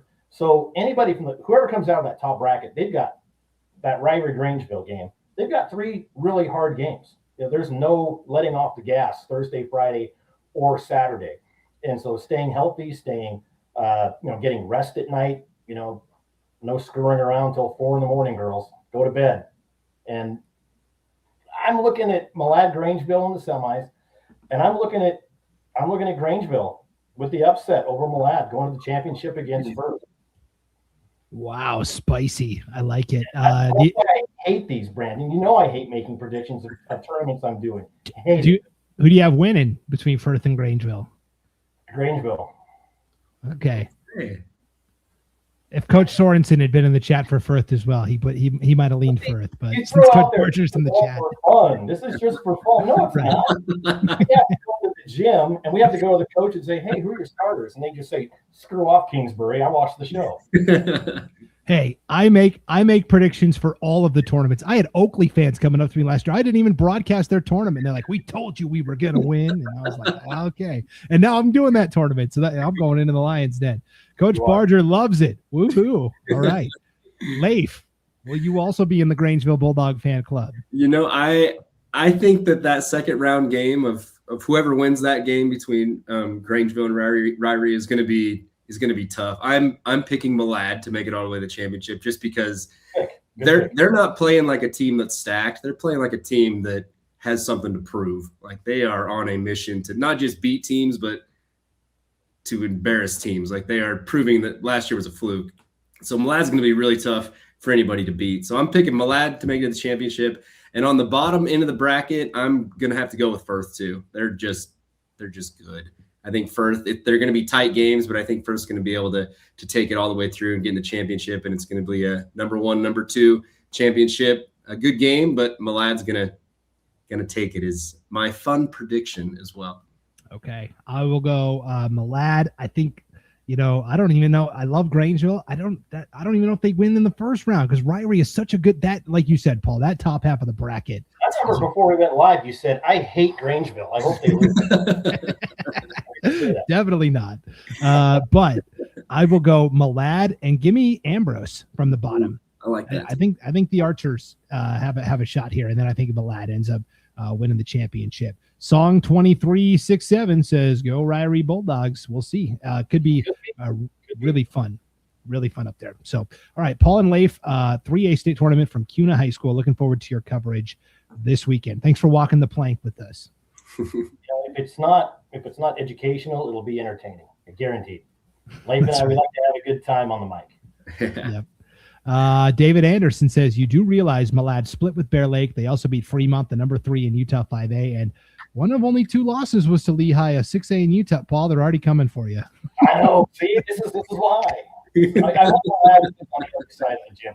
I love Malad. I mean, years and years of loving Malad, and it's going to come down to, fat heads with a circle and a slash across my face. Public enemy number 1. Looking forward to it. All right. When we come back, we will talk 2A state basketball tournament. Can North Idaho reclaim its mantle of dominance, or will Oakley run it back? Or maybe a team we aren't even thinking about yet. Maybe somebody from East Idaho. A lot of interesting teams in this 2A tournament.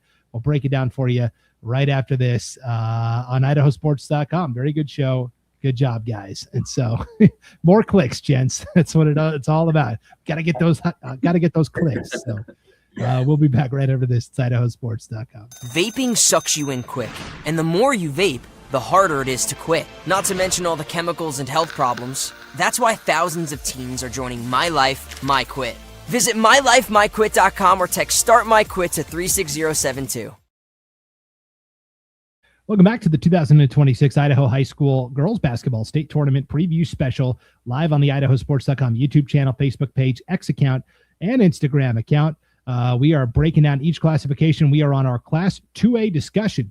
It's time to bring in Hayden Uhlencott. Hayden, you and I will be broadcasting the 2A Girls State Tournament this year. When I sent out the group text and I said, hey, we're going to spend 15 minutes per classification, what was your immediate response? There's no way. I don't even know if it was that exactly, but only 37 minutes late. It's all right. Yeah, sorry. I think the fans. I'm glad I'm not in mountain time. That's all I can say. Yeah, I feel bad for Gary Jones, our last guy up at the 1A. Sorry, Gary.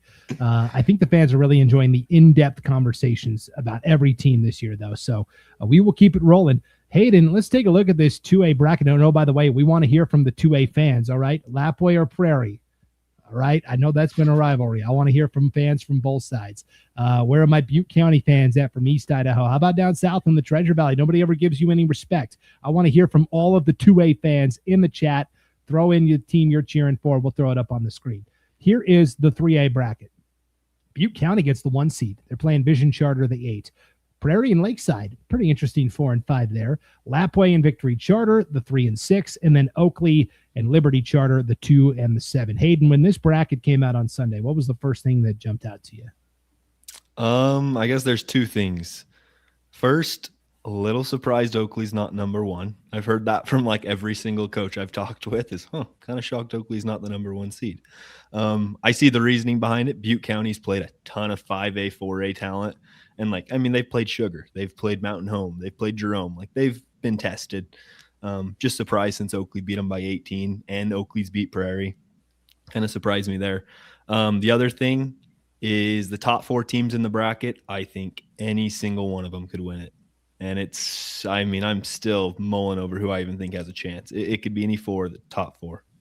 If the top 4 all advance to the semifinals, we could be in for some really compelling basketball. I will admit, just in terms of max preps, there's a clear delineation between the top 4 and the bottom 4. That's just what the computers say. Here is Barbara and Trevor Anderson. Trevor Anderson, assistant coach for the Butte County girls. Let's go, Butte County. Here's Markel Green, Lapway Wildcats. We're ready to bring it home. And Jana Nearing, head coach of the Kellogg Wildcats, says Lakeside is tough. Yeah, I just got to see Lakeside in the district championship game last week. So, yeah, Lakeside looks like they're ready to go as well. So, but in terms of max preps rankings, as I said, and again, this is just the computers and max preps and what's, the final max preps rankings that came out for Class 2A. Butte County 1, Oakley 2, Lapway 3, Prairie 4. Okay, that checks out. Then there's quite a drop-off in terms of overall statewide in 2A basketball. Lakeside is the 5 seed here. They were 10th in max preps. Then you go to Victory Charter 11th, Liberty Charter 15th, Vision Charter 17th. So did the computers get it wrong? We'll find out. But it does seem like, Hayden, there is a clear delineation between top 4, bottom 4, which means probably we're going to have some crazy upsets. That's usually how that works. Exactly. Yeah, I don't think the computer is wrong on this bracket. I can tell you that. Okay. Here's Simon Miller in the chat. Echo Coach Jana, Lakeside, a very tough 5 seed. This is a loaded classification. Well, let's give the people what they want. Let's talk about the Lakeside Knights here to bat lead off.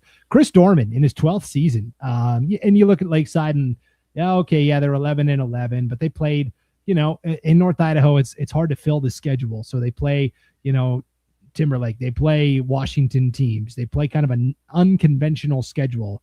And so, they go 11-11. The roster has also changed quite a bit from the start of the season to late in the season. I will tell you, when you look at this team, Kylie Wolf, over 1,000 points in her career, one of the best pure shooters I've seen. The ball barely touches the net when it goes in. An excellent 3-point shooter. Layla Saijan, great combo guard along with Wolf in the backcourt. And really a key here, Hayden, was I think she got in for 5.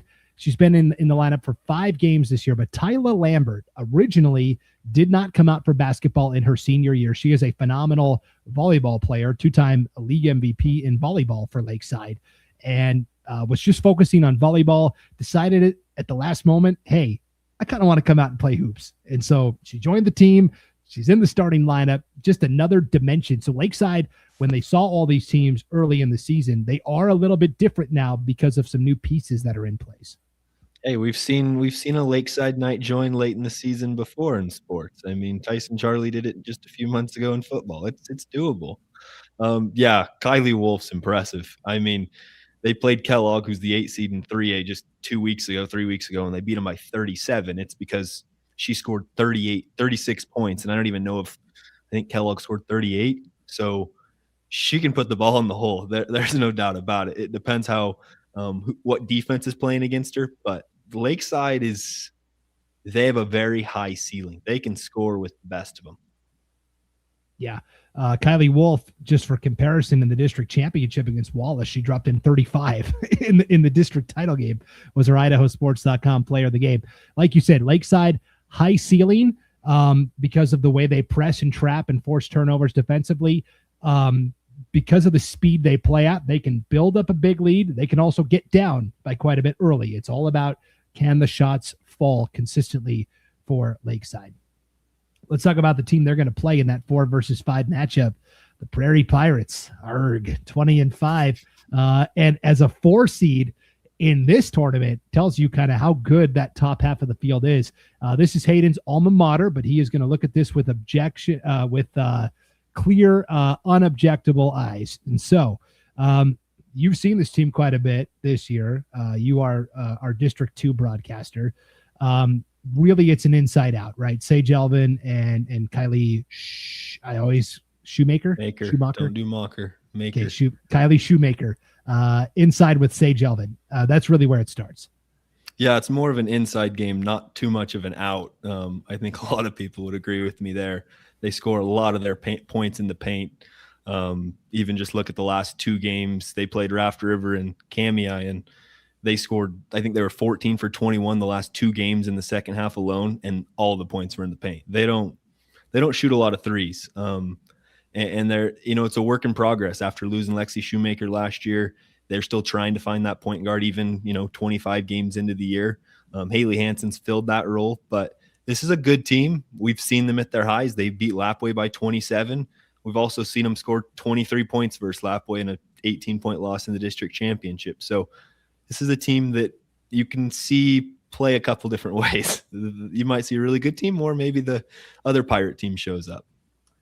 Yeah, and yet, despite those really uneven swings, they still did go 20-5, which tells you, okay, things are still, pretty good over there in Cottonwood this year. You'll notice Teal Bruner, first-year head coach for the Prairie Pirates, previously coached the Prairie the Prairie Boys, had a lot of success on that boys side. And so in his first season with Prairie, hey, what happened to the old coach? Well, she's at Lapwai this year. And Coach Lori Mader went 22-1 in the regular season and districts. Now, that one loss was to Prairie. Fascinating kind of 3-game series between those two. They each won at the other team's home venue. Lapwai went to Cottonwood early in December, got a win there, and then Prairie returned the favor in Lapwai in January. And then in the district championship game, I wasn't surprised that Lapwai won necessarily. I was surprised by how much they won by. It was almost 20 points in that district championship. Yeah, it was never close. Quite frankly, Prairie shot like 16% from the field, and Lapwai's defense was lights out. They got out running, and this Lapwai team is good. They really fit into how Lori wants to coach. She wants to press. She wants to run fast. These girls can all handle the ball. I tell you what, Skylin Picard, Madden Bisbee, they might be two of the best players in the tournament, and they've gone up against the best. We've seen them play Timberlake. They beat Timberlake, actually, the number 3 seed in 4A. They're good. Lapwai is, I will say this, Lapwai has the highest ceiling out of any team in the state in this bracket, and I'm not even sure if it's that close. If they play at their best, they are really hard to beat. I think their most important player is going to be Lois Oatman, the 5'7" junior. She's pretty much the center, and so she's going to have to go against the Prairie girls. Some really good Oakley posts that we're going to talk about here in a little bit, Addie Masita and company. And so how does Lois Oatman do against bigger, taller opponents? To me, that's going to be the key for Lapwai, because their guards match up with anybody else in the tournament, in my opinion. So should be pretty interesting there. Speaking of Oakley, they are the defending champions, Hayden, 19-2 this year. Kristen Jones in 3 seasons at Oakley has basically delivered, right? Won the state title last year over Prairie, gets him back to state this year as the defending champs at 19-2.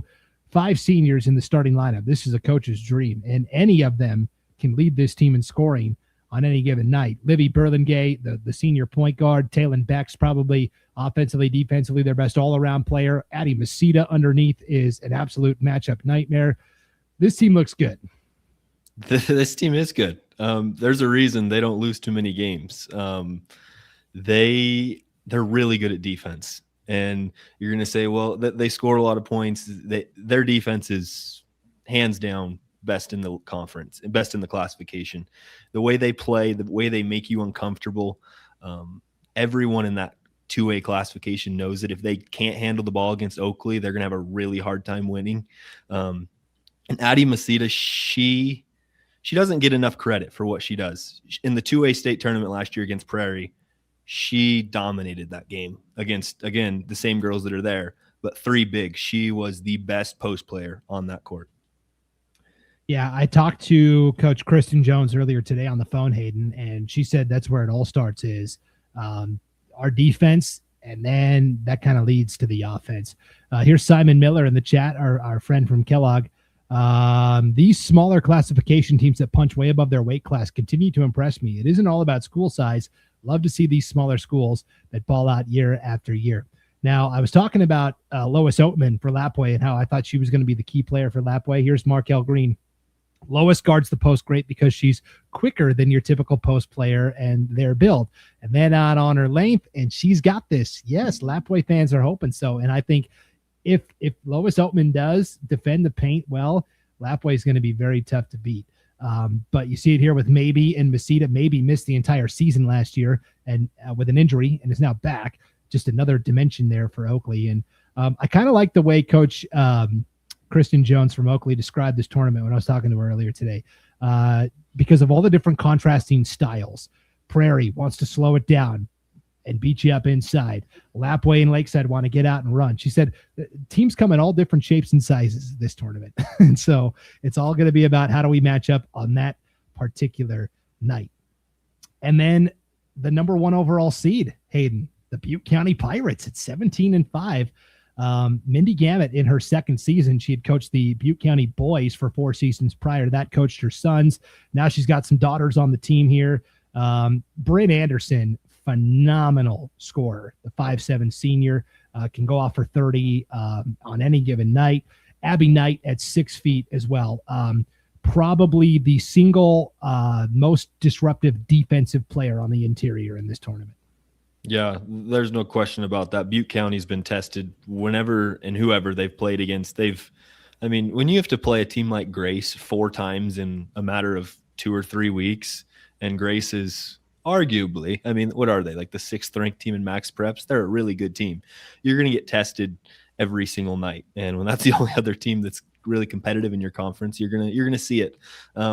Bryn Anderson is probably the best offensive engine in the classification. She makes everything work. The way she can drive with the basketball, kick out to her 3-point shooters, they can all shoot really well. Don't be surprised to see any of these girls shoot the ball. And they're super long. They just are really hard to play against because their arms are always in passing lanes, and they're just a really tough team to play against. Like I said, all 4 of these top teams, oh boy, I don't know. I have no clue. Okay, well, let's talk about the 3 teams that are here from District 3. The Western Idaho Conference got 3 bids to the tournament this year. Let's start with, I love to see teams that are getting to state for the first time in a long time or for the first time ever. We've got 2 of those this year in this 2A tournament. Let's start with Victory Charter. They were the district champions in the Western Idaho Conference. No titles, no state appearances until this year, Hayden. First time at state for Coach Sally Ray and the Vipers. This is, their boys have been at state the last several years. It's nice to see the girls from Victory Charter finally get here as well. Absolutely. You kind of came in as a surprise team too. They were the 4 seed out of District 3.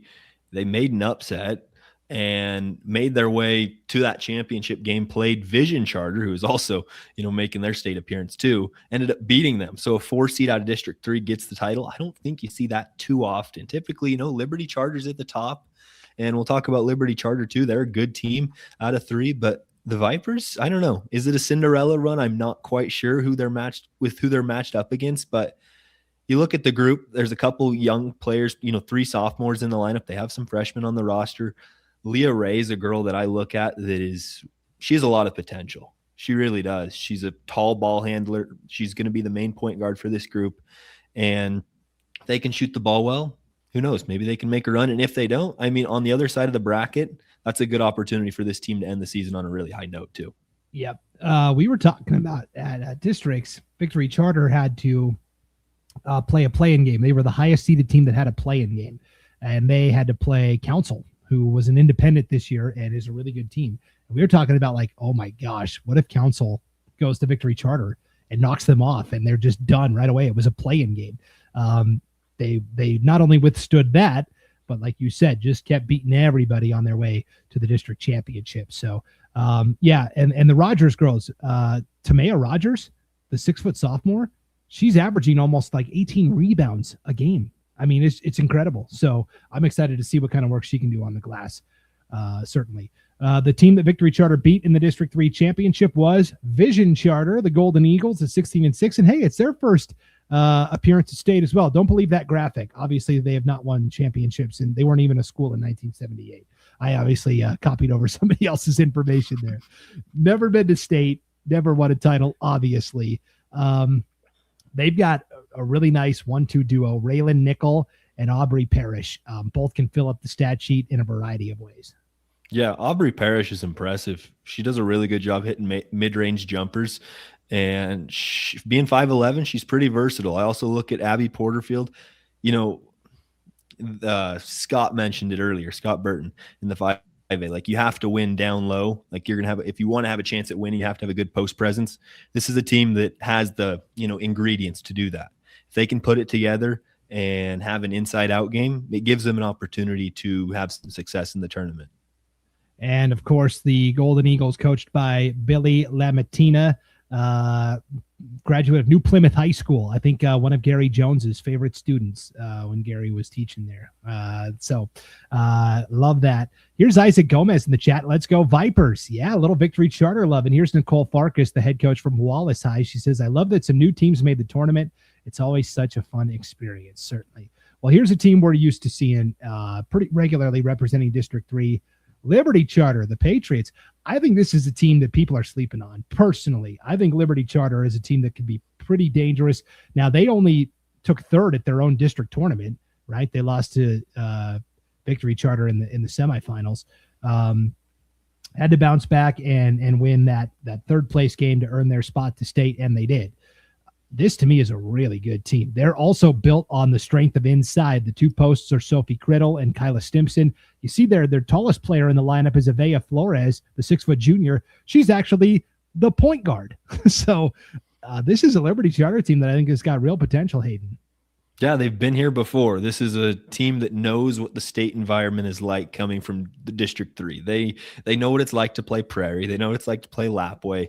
It's a different type of intensity than they're used to. And I've talked with Coach McCain about it. He knows that. He knows, and he feels good about his girls and what they've experienced. You know, they tried to get a hard schedule this year. You can kind of see that with the 8 losses, that it's not like they just played this cupcake schedule. They challenged themselves. They ended up losing that game that was kind of surprise in the district tournament to Victory Charter, but they came out, took care of business, got their way. This is a team that was honestly really dealing with the flu. A lot of them have been sick lately. And so hopefully they're finally getting healthy and they're full strength come Thursday. But you're right, a ton of size, and having a girl like Avea Flores, who is a 6-foot guard, that's a matchup problem. Like, I mean, if she has a good post game, she can dominate any guard down in the low post if they ISO her. I mean, that's a difference maker. They have the pieces to make a run. And if there was an upset for District 3, it'd have to be Liberty Charter. Yep. And not listed here because she didn't start any of the games at districts, but Addie McCain, Coach McCain's daughter, is obviously a very talented player as well, and certainly capable. We could see her starting on Thursday when the tournament rolls around. She's a great guard as well. Missed all of last year with an injury and is back this year, which is always great to see. So, all right, Hayden, it is the moment of truth. Here is the bracket. It's time to make our championship predictions. Last year on this show, I predicted Prairie would get to the championship and win it, and the Oakley fans still have not let me forget about that. So I will say, and look at this, Hayden, already. Here's Kurt Craner. Hayden, you better bring your A game this weekend, and you'll hear from the Oakley fans. Let's go, Oakley. I'll let you go first. Take the plunge. Oh, thanks. I was really hoping you'd take that first shot. All right, here's what I'll go with. All right, you ready? I'm doubling down. I'm going against Oakley 2nd year in a row. I'll be the villain. I'll be the heel. Give me Butte County. Give me Lapway in the championship. And I will take Coach Lori Mader and the Lapway Wildcats. All right. I'm ready to hear from Oakley Nation when I get down there. I love it. Since you're doing that, I think I'm going to go Prairie in the state championship, and I'm going to go Oakley in the state championship, and Prairie gets revenge on Oakley. That's my pick, and it's a hot take, and I do not feel very confident at all. A minute ago, I was thinking Lapway and Butte County, and I don't know what they got the best of me. Oh, man, we're going to need armed security at Columbia High School here. Both of us went against Oakley in our picks. This is going to be interesting. So Oakley Prairie would be a rematch, which would be pretty fun. And confirming here, Billy Lamatina, the head coach of Vision Charter. Gary Jones says, I did teach Billy at New Plymouth. Go, Billy. So there you go. If you need to get in touch with Coach Lamatina, maybe Gary can help you out, Hayden. We'll see. So, all right, Hayden, looking forward to broadcasting with you this weekend at Columbia High School for the 2A state basketball tournament. But speaking of Gary Jones, he has been patiently waiting all night. It is 10 o'clock where he lives. We will bring him on to break down this 1A girls basketball tournament right after this break. You're watching the 2026 Idaho High School Girls Basketball State Tournament Preview Special on IdahoSports.com. Vaping sucks you in quick, and the more you vape, the harder it is to quit. Not to mention all the chemicals and health problems. That's why thousands of teens are joining My Life, My Quit. Visit mylifemyquit.com or text Start My Quit to 36072. Welcome back to the 2026 Idaho High School Girls Basketball State Tournament Preview Special, live on the IdahoSports.com YouTube channel, Facebook page, and X account. As you're hanging out tonight live, could you hit that like button, please, and then share this when it's all said and done? That'll help everybody else who wasn't able to be here live find it a little easier on replay amongst all the other stuff going on social media. We have reached our final tournament here. It is the Class 1A State Basketball Tournament. Gary Jones will be broadcasting this tournament alongside Jason Hardy for IdahoSports.com this weekend. Gary, I'm sorry we're coming on so late. Hey, don't worry about it, dude. I'm retired. Okay. I was going to offer for our boys basketball preview show, maybe we go the opposite way. We'll start 1A and work our way up. That way you That's right. Either that, we're saving the best for last, is the way I look at it. Okay, I like it for sure. Well, let's take a look at this 1A bracket here, Gary, and try and make sense of this thing. Salmon River's the 1 seed. They are undefeated. Taking on Kootenai, the number 8. Deary and Rockland, really good 4 versus 5 matchup out of the chutes. Cary and Nez Perce, also kind of a really good matchup, the 3 and 6. And then Mackey and Dietrich, the 2 and the 7. What's the first thing that jumps out at you when you look at this bracket, Gary? The first thing I always look at is who's returning with experience. 6 of the 8 teams come back. Salmon River, Rockland won last year. Cary came in 3rd, Mackey, Nez Perce, and Dietrich. Our 2 newbies are Kootenai and Deary. The other thing that stands out is there's 2 excellent teams in each bracket, each half of the bracket. Salmon River's 23-0, Deary's 20-2. Cary's 17-3, Mackey's 19-2. So, I mean, every one of those teams, if they play well, can win. Because it's not, the number 1 seed doesn't always win. Because when I coached too, I'd always tell my kids who went to state, don't worry about seeding. The state champion is going to be whoever plays the 3 best games. And maybe it's more likely the number 1 will do that, but a number 4 or 5 seed can do that as well. So there's a lot of good talent here at the 1As. Yeah, really good talent. So let's start the conversation with Salmon River. They come in as one of 3 teams in the entire state of Idaho, girls basketball, that is still undefeated as we approach state championship weekend. Rigby and Sugar Salem are the 2 others. This has been a really fun team to watch, 23-0. And they have been they're one of these teams, Gary, that I call eternally young. They just always seem to have young players. Like Taylor Ewing, the 5'6" junior. Yeah, she was on the team as an 8th grader and was an all-conference player as an 8th grader, a freshman, and a sophomore. She could be the rare 5-time all-conference player. Hey, let's take a look at the chat because it is lighting up so far here. This is funny. So Gary, in that last segment, Hayden and I both picked against the Oakley Hornets. Isaac Gomez says, I'll come by the booth and remind you when you're wrong. So I'm looking forward to that. Jessica Wilson says, let's go Savages, Salmon River. Sarah Bovey says, let's go Savages and show them what you've got. Lady Savages. Here's let's go Cary from Brandy Harris Hennifer as well. We'll talk about Cary here in just a second, but boy, Salmon River 23-0, eternally young, but finally some upperclassmen to build around here, including Riley Walters, who is one of the top scorers in the whole state. Yeah, I've done the 1As now. I don't know how many years in a row. I really like doing the small schools, and I've had Salmon River last year. And Riley Walters is one of the best players I've seen at the 1A level. She is just a complete stud. I also announced for Treasure Valley Community College, and I always take names to our coaches there. And I told Riley Helmick, who's the girls coach there at TVCC, about her. But we found out Riley Walters already has her AA in high school.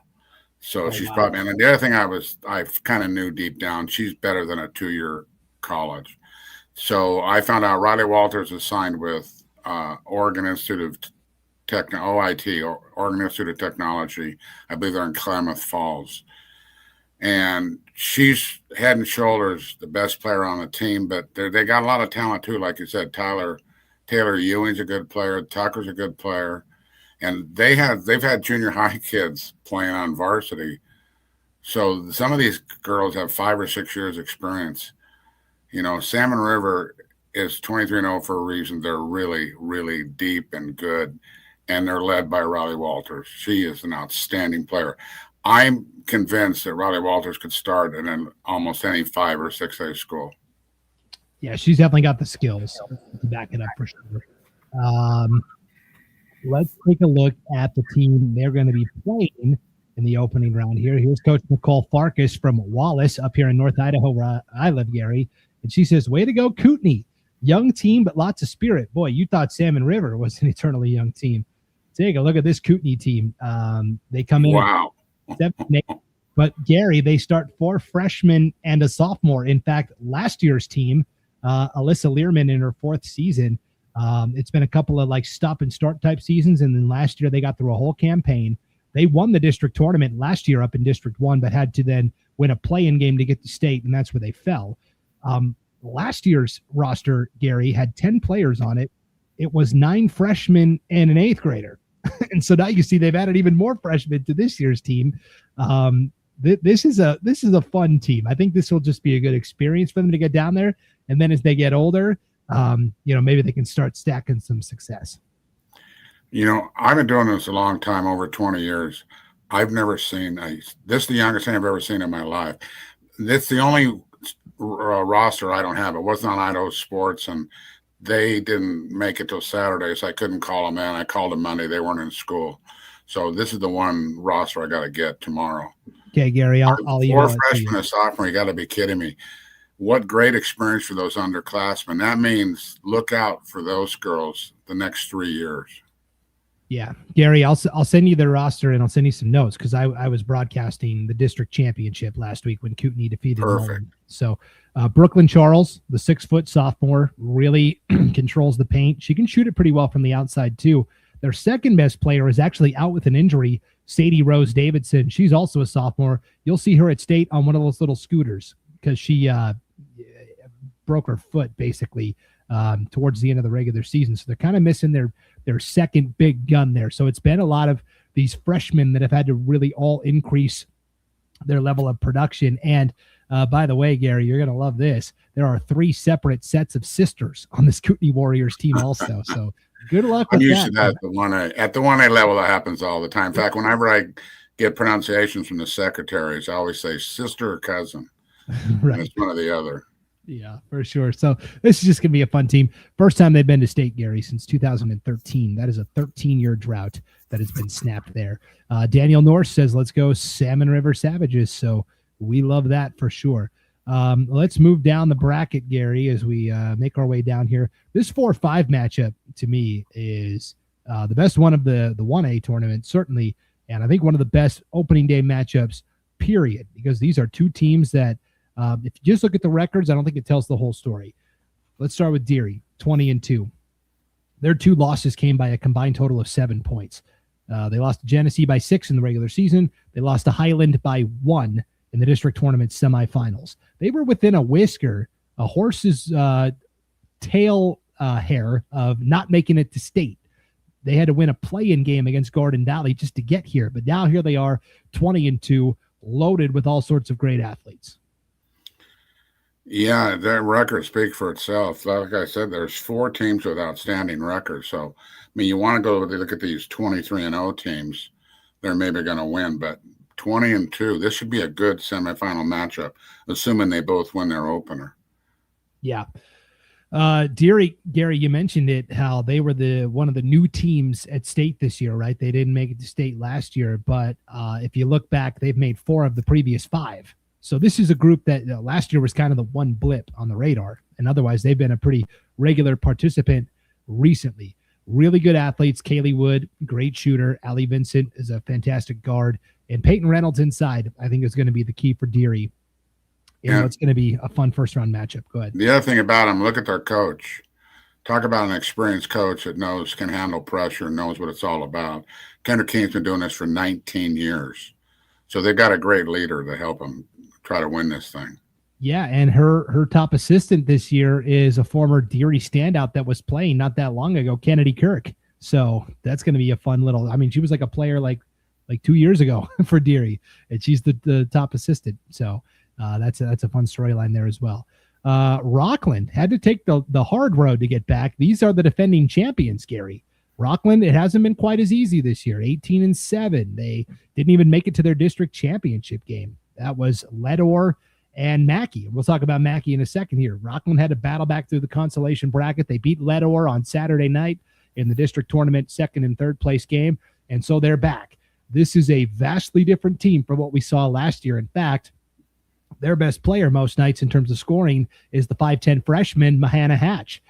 She's played really well, and it's her and kind of some younger sophomores that are kind of leading the way for these bull pups, I guess you could call them.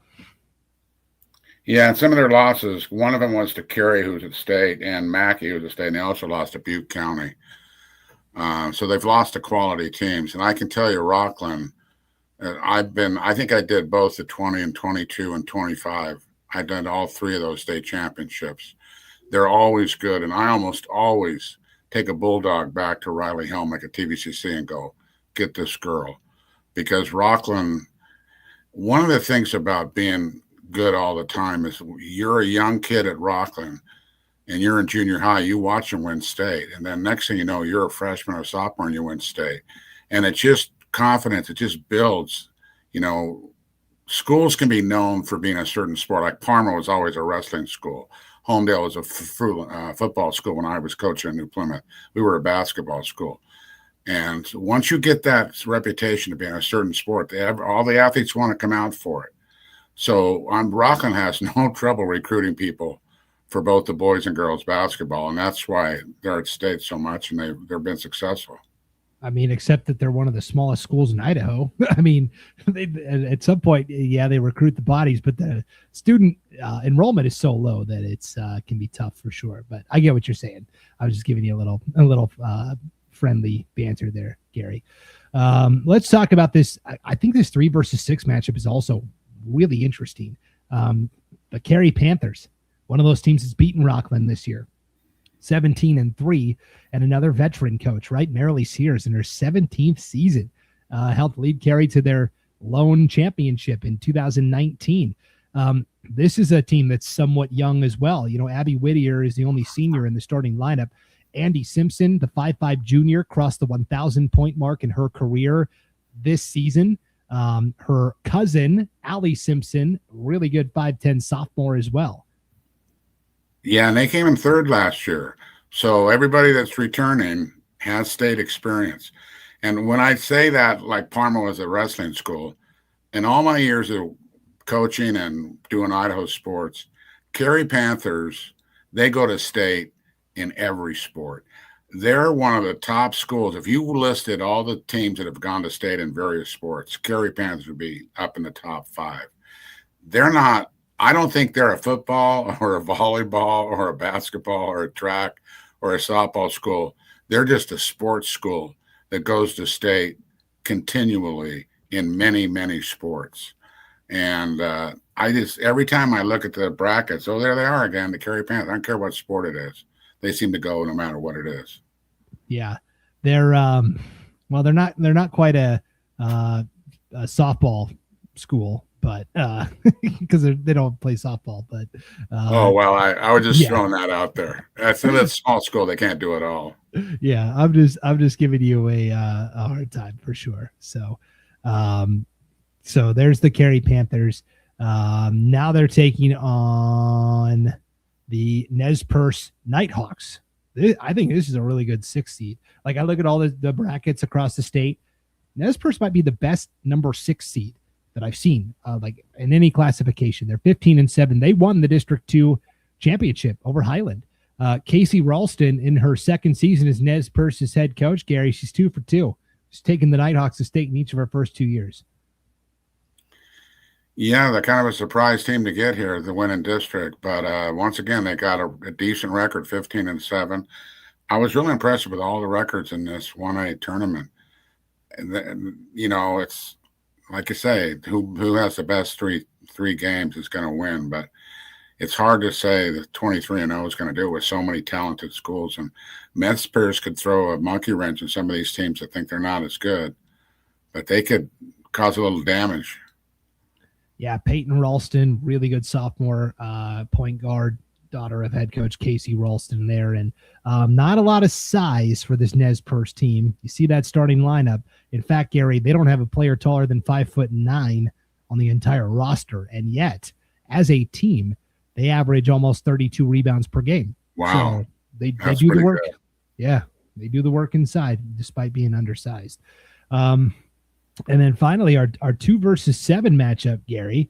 Again, as we refer to our bracket, it's Mackey and Dietrich, two teams that are used to success. They're kind of like Carey, right? Used to success in a lot of different sports. Mackey has never won a girls basketball state championship. I was kind of surprised when I was doing that research earlier this week because they've had some really good teams over the years. Here's Josh Pearson in his third season as the head coach. Really good group of seniors, including his daughter, Alyssa Pearson, Danica Seafried. Mikkel Holt is back in the lineup. She had been out last year. She's back. This, to me, is also a very dangerous team. Yeah, look, their two losses were to Butte County, who's the number one seed in the two-way district. If they hadn't played Butte County, they'd be undefeated probably like Salmon River. So I really expect the Miners to get to the state championship game.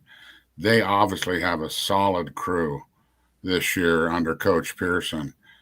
19-2, you don't just luck into a record like that. And when your two losses are to a quality school, it's good. Honestly, sometimes when you're an undefeated team, I, as a coach, would rather have one or two losses going in so that my kids get a little more motivated. Sometimes when you're undefeated, you just take it for granted you're going to win. You know what I mean? Like when I won state as a coach, I scheduled a really difficult non-league because I wanted my kids to play tough teams. And we lost like 6 or 8 games that year. But when we got to state and district, we didn't lose. And I thought that having a difficult non-league schedule was very important. One of the reasons we won. And so Mackey has done that. The 2 games they don't play out of their league are 2 of the some of them, and they play the number 1 seed from the league above them. So it's a good thing. It shows them what a good team you have to do to beat them. So that 2 losses might help them win this championship. Yeah, I think it's always better to come into state with a loss or 2 under your belt because then you've learned how to lose. Which kind of sounds weird, but coaches will tell you that you need to learn how to lose and then like respond from a loss as well. If you haven't dealt with that, state is a bad time to deal with that for the first time. So your song 2367, Gary. Good luck, Mackey Miners. Yes, Mackey looks really tough. They're going to play Dietrich in the first round. Dietrich, the runner-up from District 4. They beat Hanson on Saturday night in their district second and third place game to earn their spot here at state. This is kind of a younger team too. Allie Stowell, the 6-foot junior, does some really nice things. Sienna Norman, 5'3" sophomore. They've also got Ada Bingham, who's just a good all-around athlete. Charlie Bingham, in her second season here at Dietrich, she also is 2 for 2 in taking her team to the state tournament in her first 2 years. And when it comes to girls basketball, Blue Devils have won 5 titles. They are the cream of the crop for years. And I've had the pleasure of being the lead announcer at 11, 12, 13, or 14 when Athey Shaw won 4 in a row. And if you look at them, let me look this up real quick. They've won 5 titles. They've also come in second 7 times. That means they have gone to the state championship game 12 times in their career. So they know what it's like. And we lost Athey Shaw this last year, who was their coach, who everybody knows the story, was on ESPN. He's going to be on that rim helping balls go in. He's going to be an angel on the rim for the Blue Devils. And you never know. They could pull a rabbit out of their hat. They've got a tough draw in Mackey Miners, but they have a lot of character and will to win, the Blue Devils. So I never bet against them. Yeah, this is a program that's had 2 iconic coaches, Athey Shaw and then Rick Estelle, fairly recently as well. Battle health problems and succumb to those. So it's nice to see Dietrich back at state, certainly there. Okay, let's take a look at the bracket again, Gary. This is where I put your feet to the fire, all right? As it were, coming off the Blue Devils here, we're going to put your feet to the fire. What is your championship prediction here? Oh, yeah. Hey, if you don't mind, I want to do something just before I do that, because I put together this list for all the teams that are here. Okay, 1 second. This is Gary's 16th year at state. This is because of Mike Tatko. I know all this stuff. He does all those records and sends them to us. They've won 23 games in 20 lost 20 in 15 years. They've come in first once, second twice, fourth, third 4 times, and fourth 2 times. The Drury Mustangs are going to go to their 8th tournament this time. They're 7-11 in their games won. They've never won first, but they've come in second and third twice. Dietrich, listen to this. This is their 25th year at state. They're in their games they were in the 24 before. They were 52-25. Won 52, lost 25. They've come in first 5 times, second 7 times, third 3 times, in the consolation once. Kootenai is going to their 18th tournament. In the previous years, they were won 20, lost 27 games. They won 2 state championships, came in second once and third once. The Mackey Miners are going to their 23rd championship tournament. In their 22 before, they were 22 wins, 40 losses. They've never won state, but they've come in second once, third twice, and fourth twice. The Nez Perce Indians, or Nez Perce Nighthawks, rather. This is their 12th time going to state. They're won 13, lost 18. They haven't won first or second. They came in third once and consolation 3 times. The Rockland Bulldogs, this will be their 19th time at state. They've won 24 games, lost 26. Came in first 3 times, second no times, third 3 times, and fourth 3 times. And the Salmon River Savages will be their 16th time at state. In the previous 15, they were 21-22 at win and loss. They've won 1 title, 3 seconds, 2 thirds, and a fourth. And they won their title in 1977.